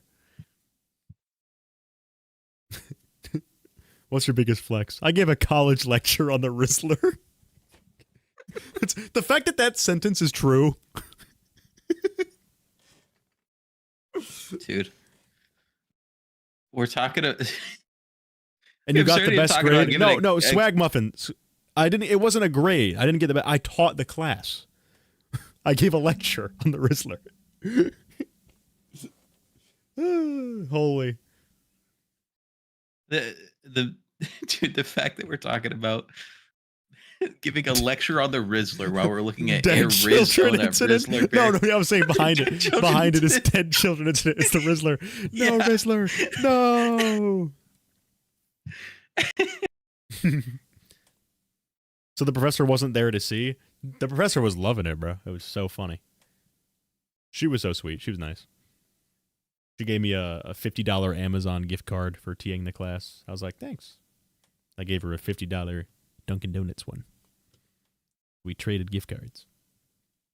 Anyway, enough with my wholesome stories. We can get back to the sauce now.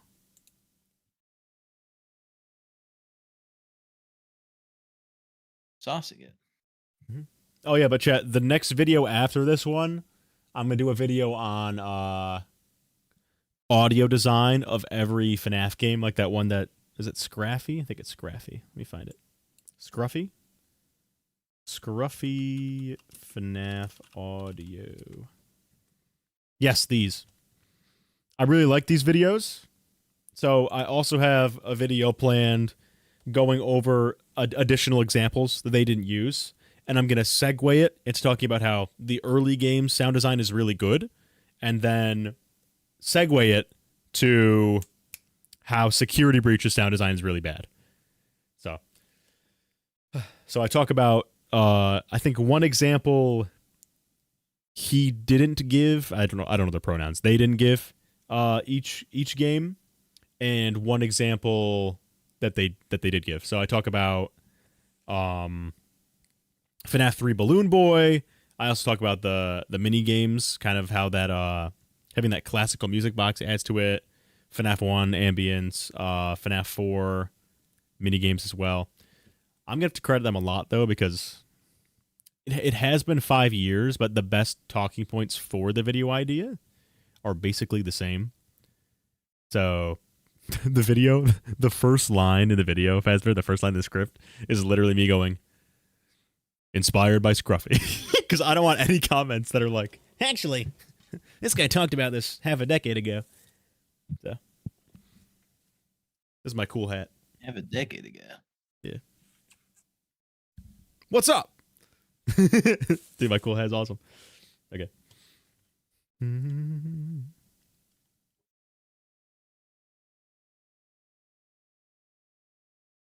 Do. I'm trying to actually find the script so I can read an example from it. Hold on. Chat, sorry, we started going off topic and now we're just chatting like buds now. Now we're just having a nice conversation. Sure. You guys are like the third wheel for me and Fazbear.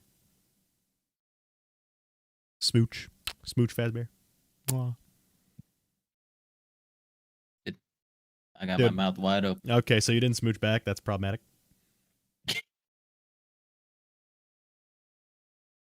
Let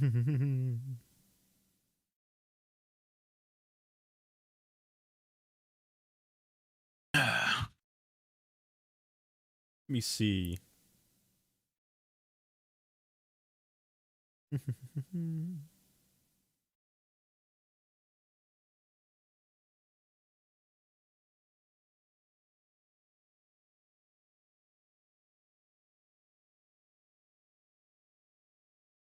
Mm-hmm. Yeah, so I have this. I have this is talking about FNAF 4. I have, if we're able to beat one of the nights, it throws us into one of these mini games where we play as the crying child. And this is another example of Scott using juxtaposition to make us feel uneasy. Pay close attention again. What would you expect to hear as we walk down this sunny sidewalk? Maybe something like this, and then I'll play a sound effect of like birds chirping. Well, Scott gives us this. And you know the FNAF 4 ambience is really weird. It's like, ooh, yeah, ooh, ooh, you know? Yeah. It's like slow down Mike laughing, I think. Yeah. So I say the audio it plays is lifeless. You can tell something terrible awaits this kid just by listening to it. And then I go over how security breach is kind of buns. FNAF 4 ambience is cool. Okay. Mm-hmm. All right, we can get back on topic now. Sorry, Ted, I was getting freaking passionate about my new video ideas. It's true. Did they want to hear about David's death?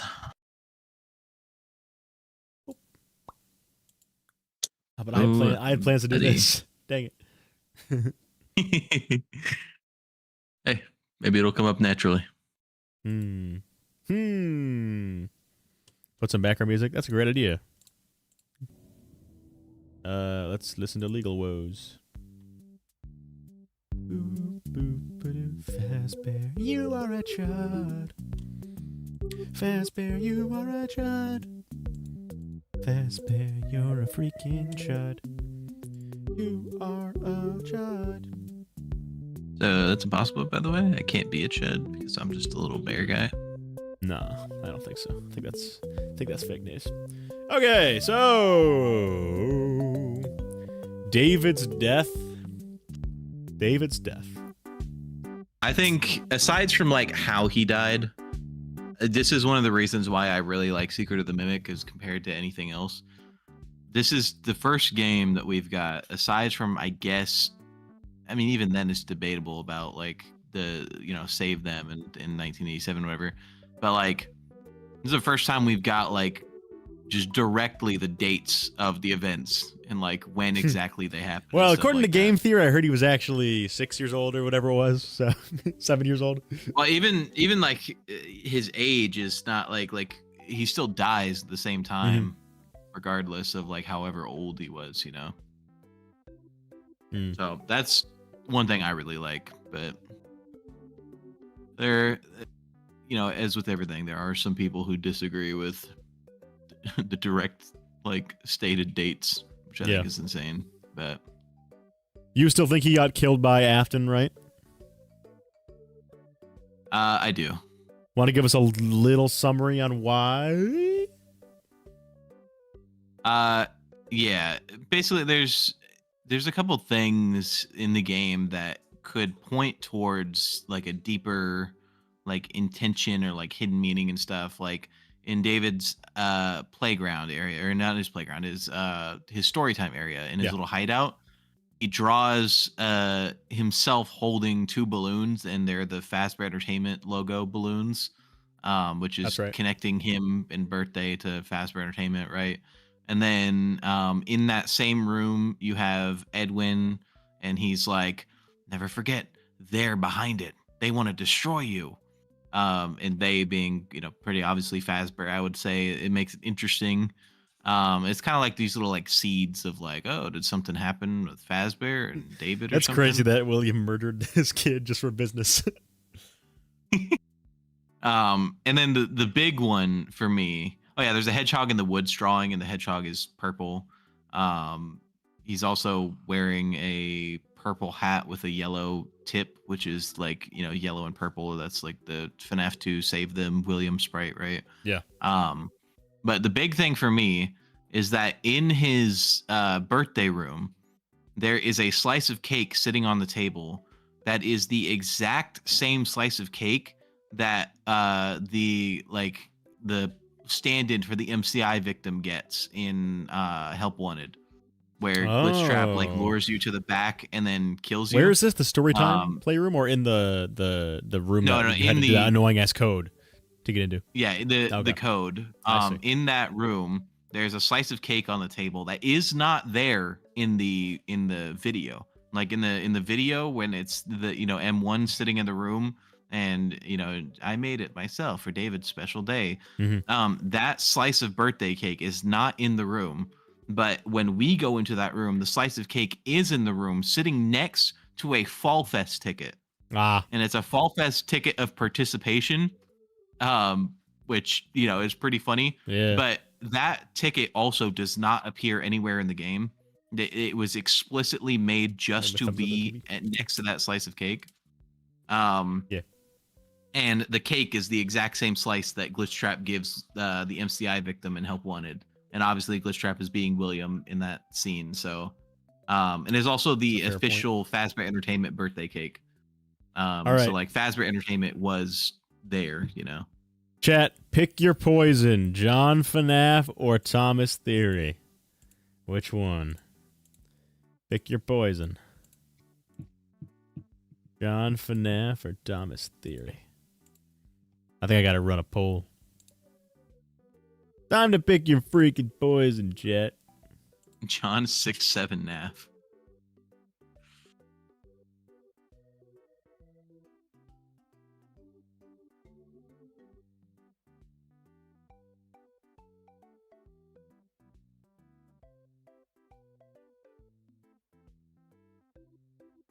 Damn, the people hate Thomas. Dude, poor Thomas, dude. Dude, I think it's more so just that Thomas getting mogged. Thomas just posts more frequently, and I think people miss John. Yeah, that's true. John has been gone for half a year. True. All right. Everyone salutes to Thomas. Alrighty. Let's check out what he thinks. And that'll be a good way to end the stream.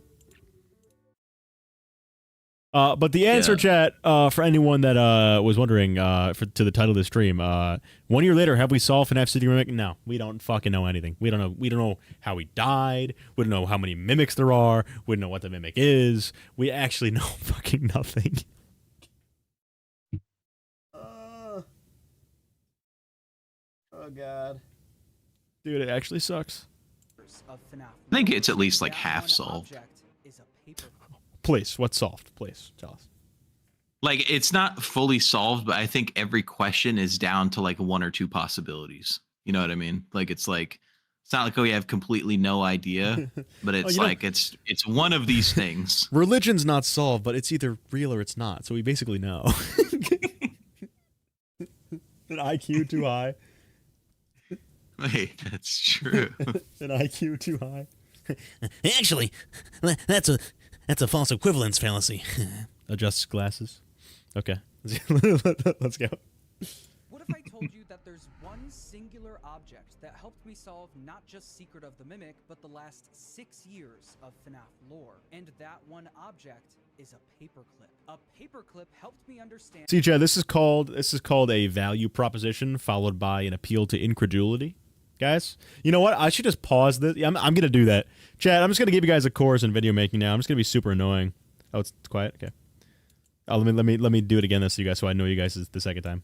What if I told you that there's one singular object that helped me solve not just Secret of the Mimic, but the last 6 years of FNAF lore? And that one object is a paperclip. Yeah, so that's a value proposition followed by appeal to incredulity. A paperclip helped me understand the broader theme of all of the modern FNAF games. And by the end of this video, I think you'll agree with me. So that's called the retention magnet, which is something that makes the viewers think that they should watch till the end of the video to get the payoff. I spent the last month working on this theory, and I'm So this is actually called a credibility builder, also known in, is it Dale Carnegie? No, it's Robert Cialdini's influence, which goes over 7 influence practices to influence the public. This one is actually called, let me go back because I already forgot, by pretending to be smart. this video, I think you'll agree with me. I spent the last month working on this theory, and I'm so excited to share it with you. Okay, yeah, appeal to authority and social proof. But there's also no way I'll be able to cover everything in Secret of the Mimic, so make sure to Chad's already getting subscribe annoyed. so you don't miss any future theories. Let's get started. Secret of the Mimic opens with us playing as a Fazbear Entertainment employee named Arnold. Dispatch from Fazbear Entertainment tells Arnold to Fine, go Chad, to the I'll workshop stop. You guys of one don't want of to their learn anything. contractors named Edwin You guys Murray. can make some We learn banger from videos, though. Dispatch that Edwin has gone missing. We have this contract. Fazent's like, named shit, gotta take notes. Shit. Okay. Edwin So they were Murray. taking notes like He was developing some Deku. tech for us, but he's gone quiet. As per his Did you just say like Deku? Yeah. You know the like Hi gif of there. him like writing. Dude, I hate his voice in the dub so much. contract, everything he's been working on for us is now I've seen some absolutely insane TikTok audios. legally ours. So we're sending There's like a trend that's like try to keep a poker face, and they just be I've going seen off with, yeah. Oh, you know, yeah. I literally can't repeat.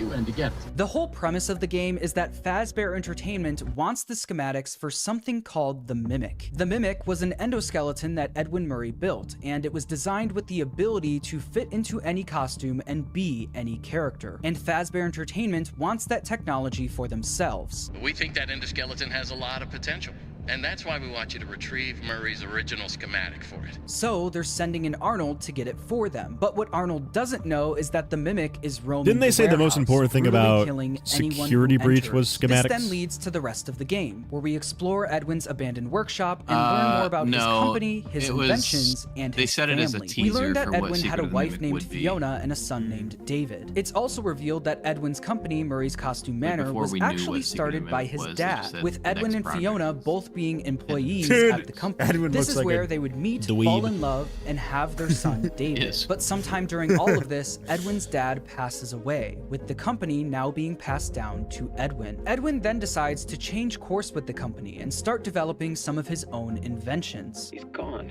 He's gone, and now everyone is asking me what to do. If you could change anything you wanted, what would it be? We could start making some of my inventions for real. Some of these inventions were the Cleanovac, Murray's Magic Coat Rack, Stay Up Latte, and the Murray's Mycelium Magic Man. Coat Along Rack. with creating these inventions, Edwin also worked with Fazbear Entertainment on something called the Fall Fest. The Fall Fest was something that Scott and Steelwool heavily teased in Help Wanted 2, with the debut of the Fall Fest 1970 poster, along with multiple minigames taking place at the Fall Fest. But as we know from Help Wanted 2, Notice how the every toys single already Fall exist? Fest minigame ended in fire, and Ooh. now we know why. During the game, we get an audio log from Fiona, where she says that she's going to the Fall Fest to help the crew set everything up. I have to go help the Fall Fest crew. I just have this terrible feeling like I need to be there. Made in Nothing goes heaven. wrong. I love you both, and I'll be back next week. But the day she went to the Fall Fest was the day it burnt down, leading to her death. Edwin was a pretty absent father to David, with him constantly choosing work over spending time with his family. This got so bad that he even started skipping David's birthday parties. Just give me a minute. I had the best idea. That's great, honey, but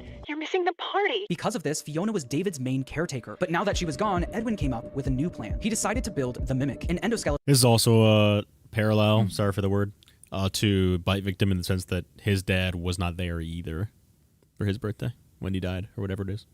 Although he didn't die at that birthday, that was a previous one, but still, you know. I doubt that any of the birthdays Willie Matton was like, "Hello, son, I will care about you so much."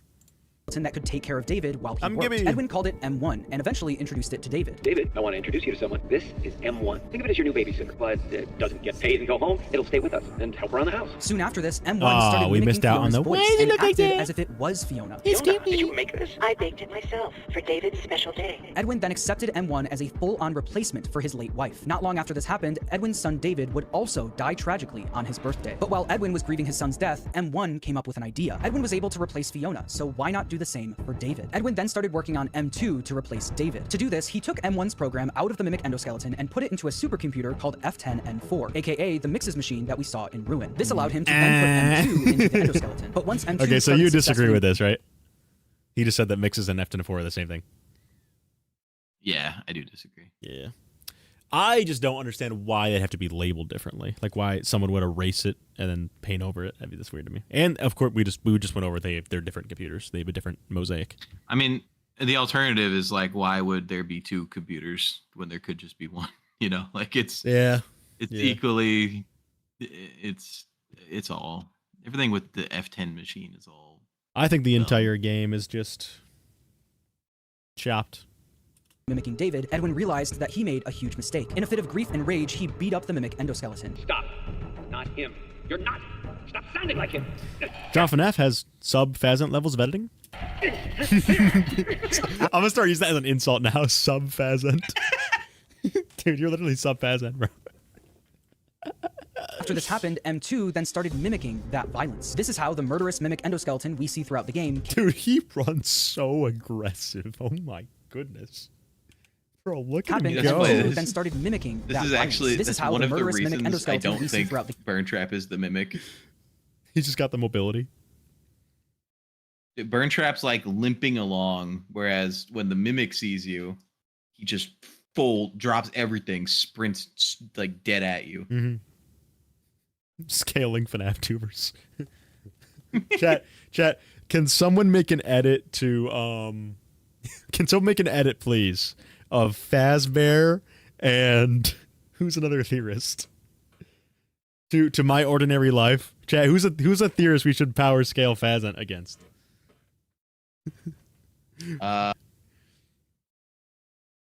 Hit me up against Shizu.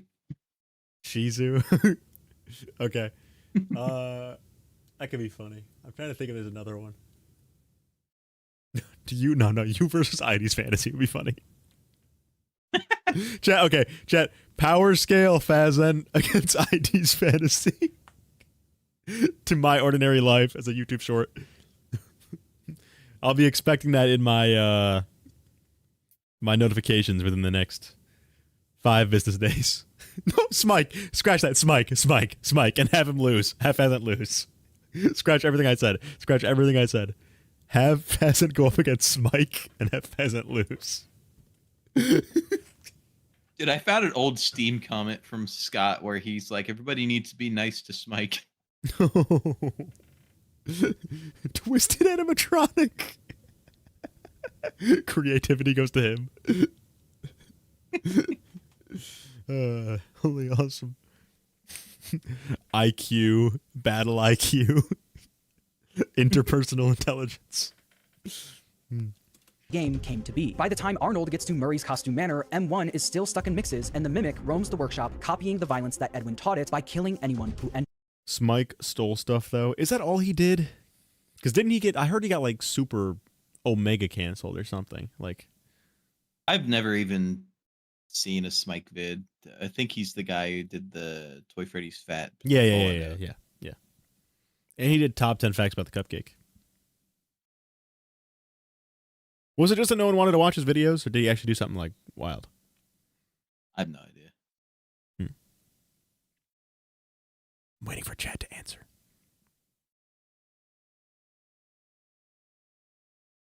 Okay, apparently he just used fan art without credit. Okay. Which obviously that's still bad, but like, you know.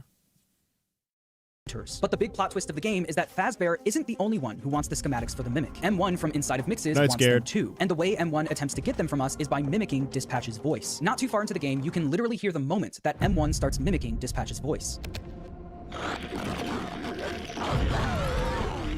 Awesome. Glad to see you made it here without any complications whatsoever. M1 then guides us throughout the game as if they are Dispatch. Once we successfully get the schematics for the Mimic, M1 then tells us to put them into the inventory machine. Put that data diver in the inventory system. No way. Go right to where it's needed. After John this, we're free always to go, pops but once up we get on the whenever road, we're you watching can hear the Dude, moments the real John, you Dispatch literally start. always get here when we're watching your videos, bro. It's literally, I don't know what it is about your algorithm.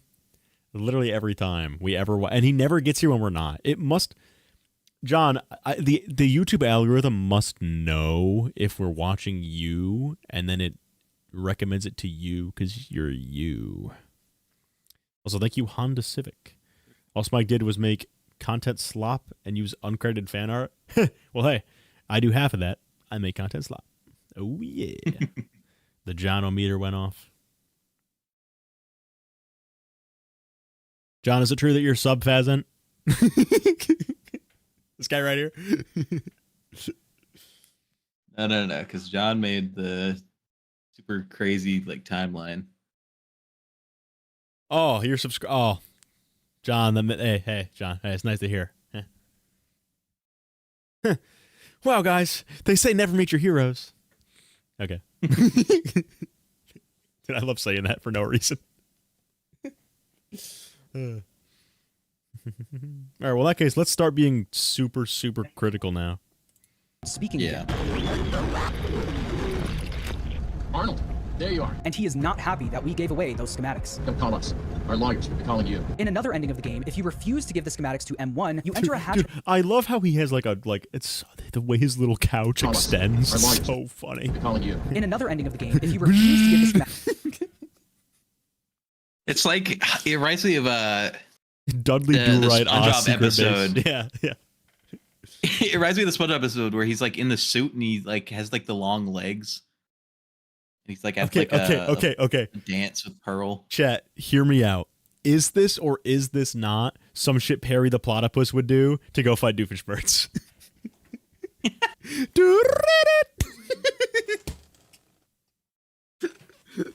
Agent P.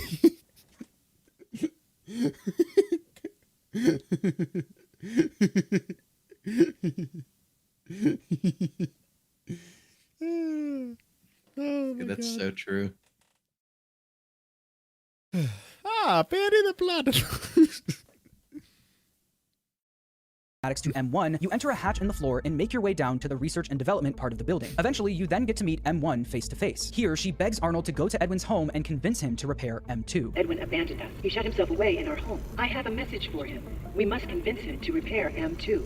That is all that I... John, do you still think that F10 and 4 is the same physical machine as Mexis? Because me and Fazbear were just going absolutely goofy mode, looking at the exact pattern of the lights, like the red off, yellow, red off, and they're different across the machines.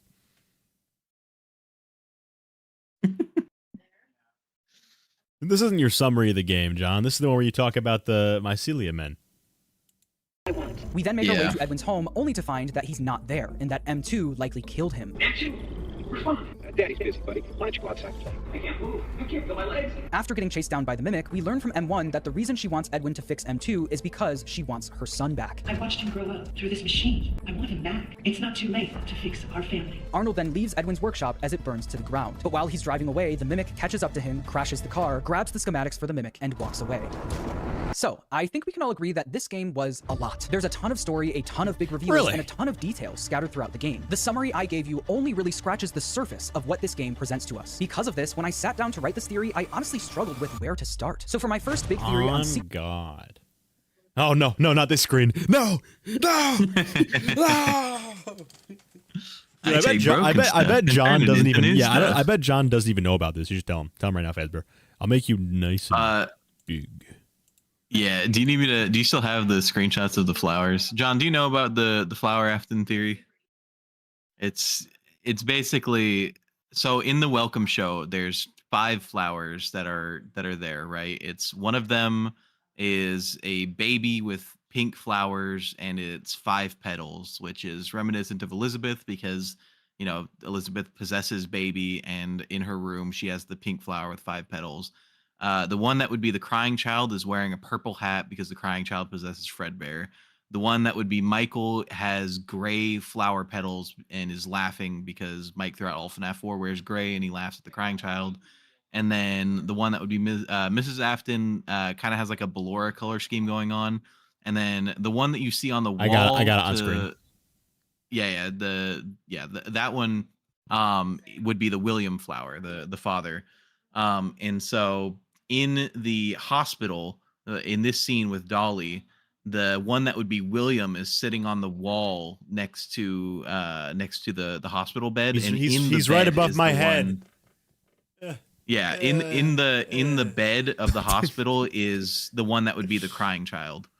And in this scene, when Dolly shows up, is when Dolly says, "I take broken stuff and I turn it into new stuff." And so the idea is that this whole little scene right here is all a big FNAF 4, like crying child in the hospital type scene and whatever.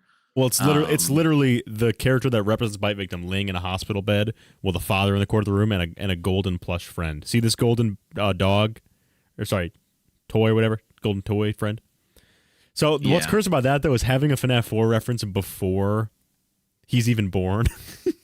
Oh God. Yeah. It's pretty interesting. There are a couple of theories about like what it could mean, but obviously not anything solid because it's hard to determine since it's in the past before this actually happens. Yeah. So I find it interesting. Mimic, I decided to start at the beginning. What was the actual first mistake that Edwin made that caused... Dude, if Scott told them to put it there, that's even more worrying because that means it means something. Everything to go I think wrong. Well, that at one a bare question minimum led is me just down a confirming month-long that rabbit William hole was of the final research and analysis, speaker. all leading to the paperclip. But in order to figure out what went wrong, we first need to solve one of the biggest mysteries in the entire game. How did M1 start mimicking Fiona's voice in... Yeah, that's called delaying the payout. Notice how we said before we can figure this out, we had to do this. That's so we can delay the payout, so the dopamine hit comes later in the video. First place. At first, I thought it was pretty obvious. We learn in the game that Edwin had Fiona record a bunch of lines for Mrs. Helpful. Excuse me, can I borrow your voice for a project? What kind of voice should I do? These are clear recordings of Fiona's voice, so it would make sense that M1 might have heard those recordings and started mimicking them. That would be the simple answer, but Scott and Steele put one thing in the game that nearly broke me. In the basement level of the game, you can find a secret room that contains this audio log. Recording? Test. Levels are good. I swear I heard it. It's her or someone that sounds like her. Set frequency to 4625. Say something. It's me, Edwin. Over. Sometime after Fiona died, Edwin brought a radio down to the basement, switched the frequency to 4625, and suddenly heard Fiona's voice. At first, I thought this was trying to show us that this was Fiona's spirit, since it seems like Edwin was ghost hunting with the radio. Maybe this was trying to tell us that Fiona's spirit was actually in M1. But I don't think that's the case, because in an audio log at the end of the game, you can hear Edwin say this. I let a machine raise my kid. You're not real. It is me. I'm Fiona. Stop talking like her. You're not her. I don't think Edwin would say this if he thought Fiona's spirit was in M1. So if it's not Fiona's spirit talking through the radio, then what is it? Well, if you look at the specific line that was said through Edwin's radio, you might notice that this isn't the first time we've heard Fiona say this. In the birthday films at the end of the game, we can hear Fiona say this exact... I wonder if this is the same situation as the owl, where it's like Fiona is being, like, is there ethereally, but essentially being, like, consumed or forced to take on certain, you know what I mean? Like you said with David? Yeah, it's hard to say. I think I think that M2 has some David Spirit stuff going on, but M1 doesn't. And the thing that makes me think that is the fact that specifically one of the mimics worked and one of them didn't. And the one that didn't was M2. And that's the one that I think has the cleanest connection to have like spirit stuff going on with it. And so I think that that is the reason that he couldn't get M2 to work, was because it was being interfered with, whereas M1 was pure program. I don't know if John's still here. I'd be curious what he thinks of Tiger Rock, though, or White Tiger. Because I hear people that genuinely think it's just the mimic in another suit, and it's like teleporting. Yeah, I've seen that take. I feel like it's gotta be a ghost. It's gotta be. It literally teleports. Like it's gotta be. It's a ghost. genuinely just named David in the files. That is Are you serious? Yeah. That's hilarious. same line to Edwin.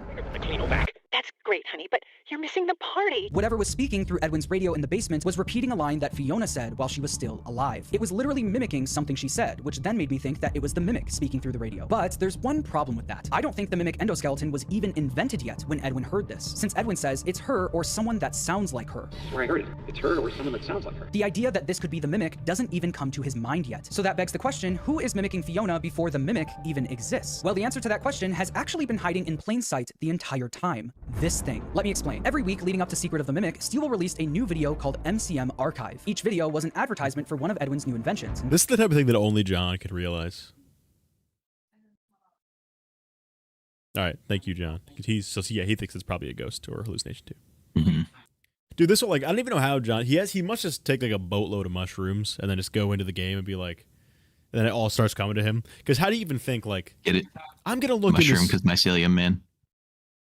Very clever. I'm just like, you're just like, oh, I'm just gonna go into this room in the game and see if there's something on the desk that was listening to him. I would never even think to do that. Well, it's because John is like the king of looking at the environment. So that's true. He was born in security breach, molded by it. Yeah. Including the Cleanovac, Stay Up Latte, Murray's Magic Coat Wrap. Yeah. My style of theorizing is completely different, where it's like, here's this one thing that got said. Where was every other time this was ever said ever? John, you can't say that or people are going to think it's true. Careful, dude. John, that's going to get screenshot and put on Twitter now, and people are going to be like, this is confirmation that all John's theories... and the Mycelium Men. This was the main marketing behind Secret of the Mimic for a while, and I think these inventions play a much bigger role in the story than we originally thought. In the audio log where we learned that Edwin would be taking over the company, one of the first things he says he wants to do is make some of his inventions real. We could start making some of my inventions for real. So we know that these inventions were the first thing Edwin made after taking over the company. And if you look at the commercials for these inventions, it's very clear that there's some sort of mimic AI already inside of them. Wow. I know what you want better than you do. I am always watching. Thank you, Blue Star. The Mimic Green program always Moon. watching and... Wait, why does the Mimic need to be in a coffee machine? Like, bro was asking to get bankrupt at that point. Like, he developed something that perfectly adapts to any situation. Was like, now to put it inside of a latte machine. Like, no wonder he was broke. That's true. I'm going to develop the best piece of technology ever, but I'm going to put it in a golf ball. Well, technically, he had good sales throughout his time of using the Mimic products, and then there was a drop when they started getting returns, and then that's when Fazbear swept in. At least according to my interpretation of the MCM sales graph. Doesn't Edwin say he doesn't know why M1 worked the first time? I think what John's saying could also work with that in addition to possession, because there is a factor outside of his knowledge, which is the Mycelium Men. So whether it's possession or this, they would both be factors only for M1. Learning is something we literally see the Mimic do in Ruin, with two of the biggest examples being the eyeballs showing up all over the place. Eyeballs? Really? And the daycare attendant saying, quote, the googly eyes just stare.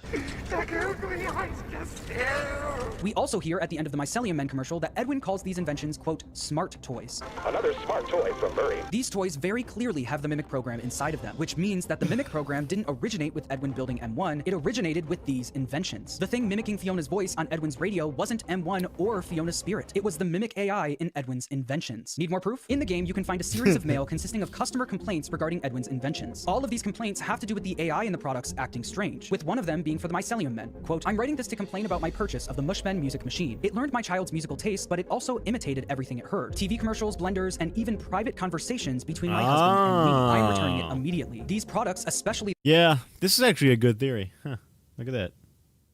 No way, John makes good theories. Dude, I won't lie. When this first came out, I barely even paid attention to it because I was so focused on God David.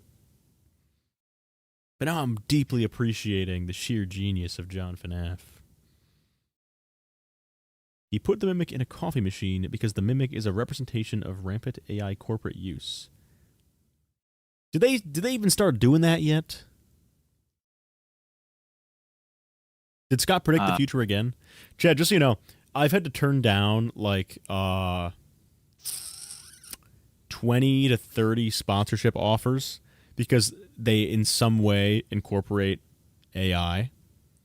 But I'm pretty sure, and I talked to my brother about this, who works with that kind of stuff. I don't even think it's too bad because I don't even think the companies want to most of the time.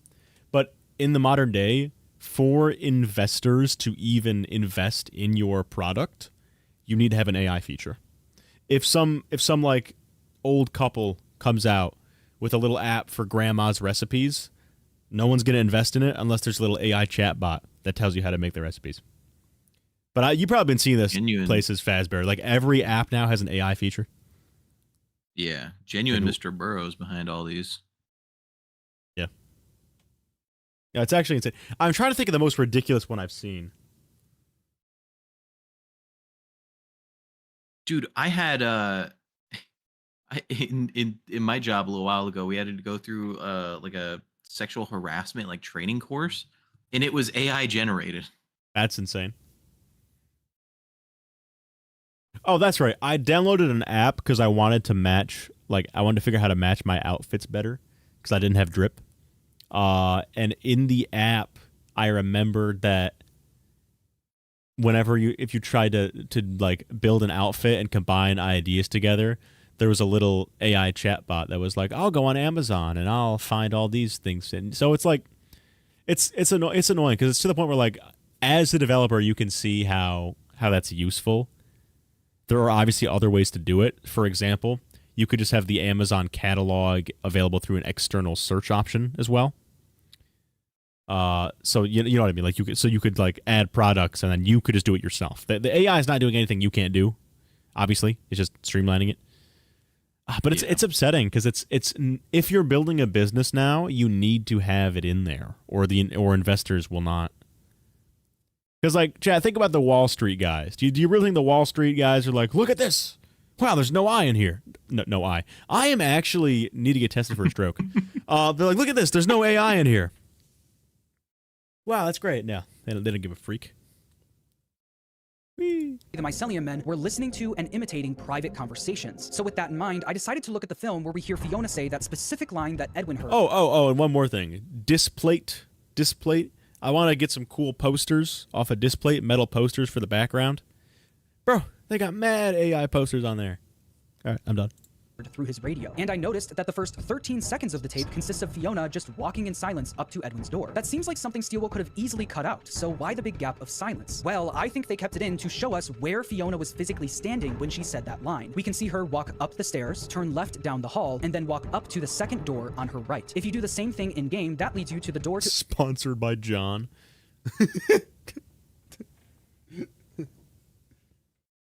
Sponsored by John. This video, can you imagine that? This video is sponsored by John. Just comes on. Hi guys. Circus Baby is the mimic. And now back to our main attraction. Edwin's office that you need a code for. This is where Fiona was standing when she said that line. And if you turn around and look into the room directly behind her, you can see one of the Mycelium Men sitting on Oh my god. Would that also mean these things have Wi-Fi, technically? Because whatever it's learning, it has to be communicating to the giant M1 brain.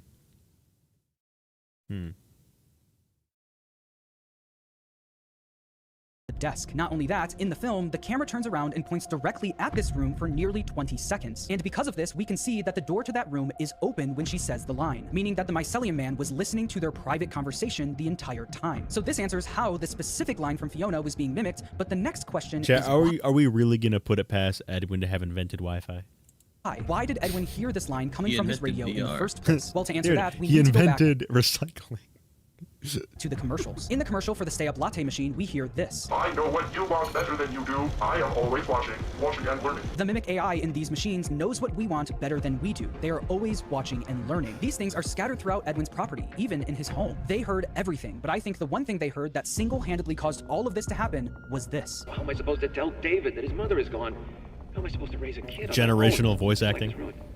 My life is ruined. When talking about Fiona's death, Edwin says, "How am I supposed to raise a kid on my own?" When he said that, I think the Mimic AI in his inventions was listening and decided to do something about it. They were always watching and listening to everything. So the Mimic program did what Edwin wanted and brought Fiona back. So the next question is, how did these things connect to Edwin's radio in the first place? Well, in the Mycelium Men commercial, it says that you can collect them all to, quote, let them jam. Collect them all and let them jam.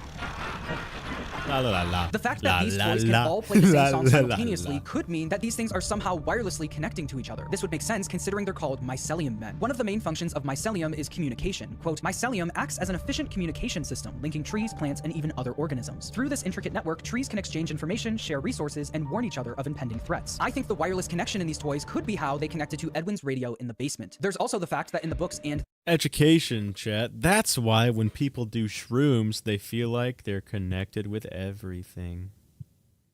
the games, it's been established that the Mimic is able to interrupt radio signals and walkie-talkies. So I don't think it's a stretch to say that the Mimic program in these toys was able to speak through Edwin's radio. I think this was the moment Edwin realized his inventions were mimicking Fiona, giving him the idea to create the Mimic. This would make sense considering where we find this Welcome to the audio log. T-Dread In the room stream, where we Edwin talk about created the shrooms Mimic. while watching This is Jam. where the Mimic was created, and the audio log on the wall is showing us where he got the idea from. Edwin then took everything he learned from his previous inventions and used it in You do shrooms, don't you? Genuinely, on my life, the most hardcore substance I've ever done is a rum and coke. the Mimic. The ability to change size to fit any situation mixed with the same Mimic program that was mimicking his wife. And I think it's fitting that at the end of the game, you can see one of the Mycelium Men sitting right next to M1, possibly being a nod to where the Mimic program came from, compared to where it is now. As we know, M1 did successfully start mimicking his wife Fiona, but we learn in the game that Sitting on top M1 of the insisted coffee on pot. keeping its existence a secret. Edwin, you need to listen. You can't let them know about me. It's not safe. Keep it between us for now. This is why I think that Edwin wasn't 100% honest with David about M1 at first. This is M1. Why does it look like that? It's an endoskeleton. It won't always look like this. It can fit into any costume we've created. Think of it as your new babysitter. I do think Edwin also intended for M1 to be something he could eventually sell as an endoskeleton that can be I've realized everything is connected without the use of shrooms. Heartwarming. YouTube user discovers spirituality. W Shanti. any character, but I think the very first Is that one not was the always stay meant up to be latte that Fiona. the I think Mycelium this Man was because sitting in on the top room of? where M1 was created, we see an image That's of it what it was. inside I of a think so. mascot costume, while also getting the audio log showing the Mimic program mimicking. Oh, I Fiona. don't think it Now, had the little eyeballs. And like the mouth of Edwin's mouth. only was M1 a great business idea, it was also a great way to potentially bring back his wife. But as we know, this doesn't really end up working out for Edwin in the end. And the main reason everything falls apart isn't because Edwin created the Mimic endoskeleton to replace his wife, it's because of the paperclip. Let me explain. I think this game was trying to tell us that something went wrong long Hey, there's a before paperclip in our M1 chat or right now. M2 even existed. Oh Remember my those messages from God. Edwin's customers It's all complaining your about his fault. inventions acting Mods. strange? Well, there's actually Ban a common him. theme throughout all of them. Quote, my husband is a steel worker, and recently he moved to the night shift. He tried your stay-up latte, and it worked wonders for about 2 weeks. He is now in the hospital because of your drink. We bought your magic coat rack last May, but lately it seems to change size at random. One morning I came out to find all my coats flung across the room and the coat rack 10 feet tall. We're afraid someone might get hurt, and my child loves your Jest cereal. However, the pranks inside are extremely inappropriate. The hand buzzer paralyzed our dog Fido. The coffee machine worked at first, but then started serving up way too much caffeine, leading the customer to be hospitalized. The coat rack that could change its size worked at first, but then started changing its size a little too much, becoming 10 feet tall. The prank in the Jest cereal box was supposed to be a little shock toy, but the toy eventually gave a little too much shock and paralyzed the dog. And the Mycelium Men were listening to and repeating words, but then they started listening a little too much to private conversations. Each of these inventions were doing what they were programmed to do, but they were doing them to such an extreme degree that it started to become dangerous. I think Scott and Steelwool showed Scott us these predicts messages for generative one AI. specific purpose, to point out the one specific flaw in Edwin's Mimic program. In 2003, a philosopher named Nick Bostrom came up with a thought experiment surrounding AI and paperclips. He called it the paperclip maximizer, and the idea is that if you give a poorly designed AI the goal of creating as many paperclips as possible, it will do anything to complete the job. Bostrom said, quote, the AI will realize quickly that it would be much better if there were no humans, because humans might decide to switch it off. Because if humans do so, I mean, this principle is true just in and of the fact that it just steals stuff. Like it's like the whole like AI has no morals, so it'll just do the easiest path to get the task done. If they start using it for anything, and which I'm sure they already are using it for military, and obviously they have, the higher ups have better technology than we do to at least a slight degree, probably a large degree. But that's what I mean. Unless you program into it, like, do this, but your constraints are, et cetera, et cetera, et cetera. Like, if you're just like Mr. Government and you sit down and you're like, and you're like, okay, at Grok, let's get our country some more oil, right? It's just going to do the easiest way to do that, which is probably not going to be very ethical. So there would be fewer paper clips. Also, so this guy in 2003 was just correct. So was John. What a philosopher, John. John's a real philosopher. Guys, can we get a black and white picture of John? Like those old ones of like Einstein or Socrates? Thank you. Human bodies contain a lot of atoms that could be And made. can we get the quote on the right side that says, need more proof? And the picture of him is kind of fading out like watercolor. Thank you. Into paper clips. The future that the AI would be trying to gear towards would be one in which there were a lot of paper clips, but no humans. Just like Edwin's inventions, this theory revolves around an AI that was given a harmless task, but it does it to such an extreme degree that it starts to become dangerous. This is exactly what we see with Edwin's mimic program. The mimic AI that Edwin created for these inventions was amazing, but it had one extremely consequential flaw. It lacked something called AI alignment. AI alignment is something that makes sure an AI aligns with human values and ethics. Wait, With it's AI almost like I alignment, if you summarized give the an AI the goal to video, create as even many though he was paper gonna clips say as that. possible, it will accomplish the task without doing any harm. This is because the AI now has the same values and ethics as us. But because Edwin never implemented human ethics and morals into his program, his inventions did what they were programmed to do, but to that extreme degree, which then made them dangerous. I know what you want better than you do. And believe it or not, this one mistake by Edwin can be seen decades later in the Glamrock animatronics. We know because of the Tales from the Pizzaplex books that Edwin's mimic AI is infecting the entire Pizzaplex, including the animatronics. Glamrock Chica's whole thing is that she loves food, but because of the mimic AI, she starts loving food a little too much, with her now eating anything she can get her hands on. Roxy's whole thing is her confidence, but now the mimic AI made her way too confident. Monty is the tough guy of the group, but the mimic AI heightened that and made him way. I'd replace confident with egotistical. You know, I've always found because she's not funny actually that- confident. So I would say like prideful. I'd say prideful or something like that. Actually, John, you used the wrong word, kid. All right, sorry, what were you gonna say? In the books, whenever the mimic AI gets injected into everything, it actually makes Chica not want to eat anymore. Weird. Like she It's stops almost like the eating. books aren't canon. Wait, that's true. That was one of the points I used to argue against the books a while ago. Way too aggressive. Once again, they're doing what they were programmed to do, but to an extreme degree, making them dangerous. This can also be applied to M. So they represent sins. Holy Scott Bible clues. Gluttony, pride. Is rage Wrath, a sin? Monty. Wrath, yeah, wrath. Wait, hold on. What's Glamrock Freddy? Greed, right? Because in the book he wants to take people's plushies and stuff. Yeah, I guess. Oh my goodness.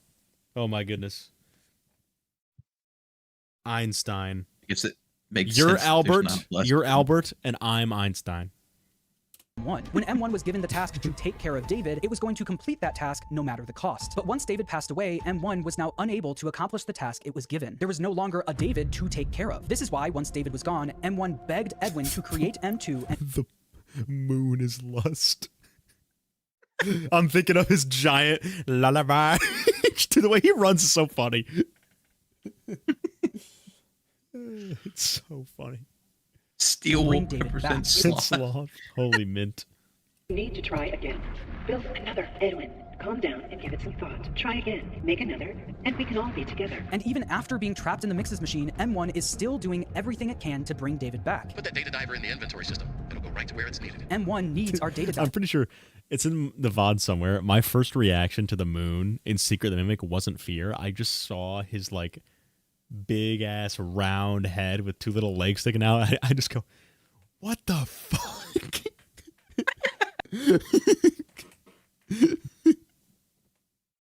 But once we refuse to give it up, its tone immediately changes, and it starts saying anything it can to make us turn around. What are you doing? Don't you want a bonus? Or 2 bonuses? You can have a day off. You are not going to make it out of here alive. If you had just given me this I like how you could have a day off was her best effort.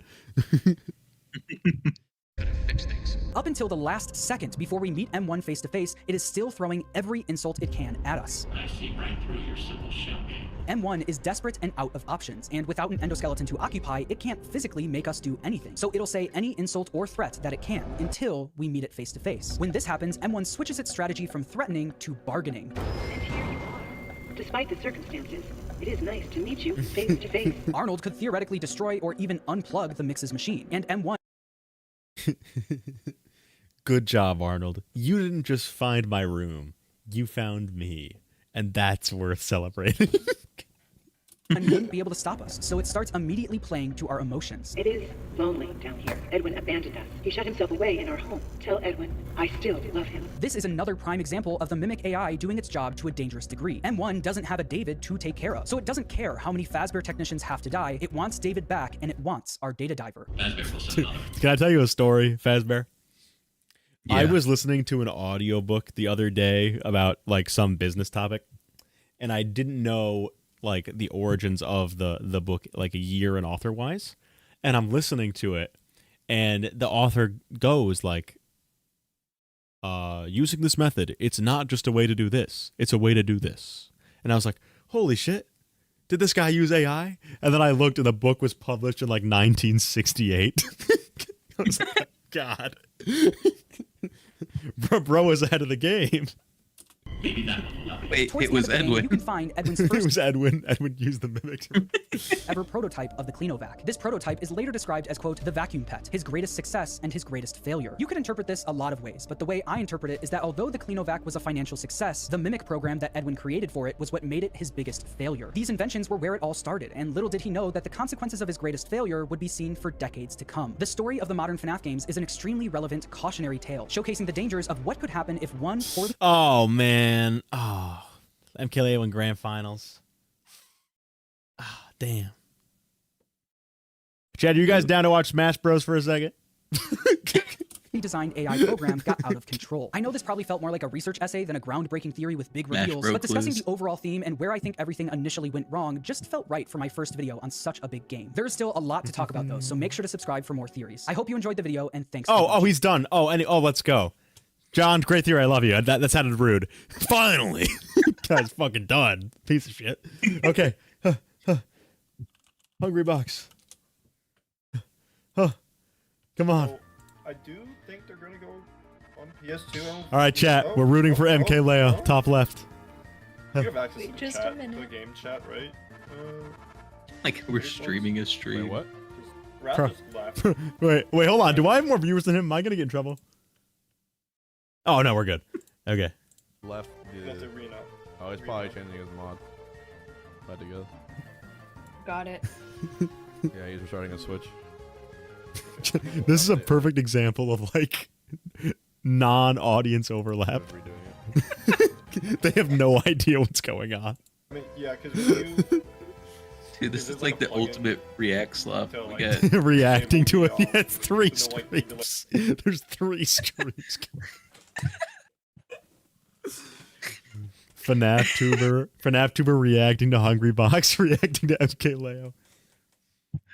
Yeah, these two are like the best players in their respective games. So bottom right guy plays Smash Ultimate. Top left guy. So I'm actually a moron. Bottom right guy plays Melee. Top left guy plays Smash Ultimate. And I know some people. It could happen. What do you think? You've seen crazier things tonight. Wait, I have a feeling that chat's not that interested in this. All right, chat. I'm gonna go watch with my friends. The risk of nuking the channel. We lost we actually only lost 30 viewers. Why are you guys still here? You guys must really like me. Teehee. Okay. Let me do the goodbye song. Just fingers together. Smiles warmly. What's it called? Bye bye. That's right. Enters in the game. All right, chat.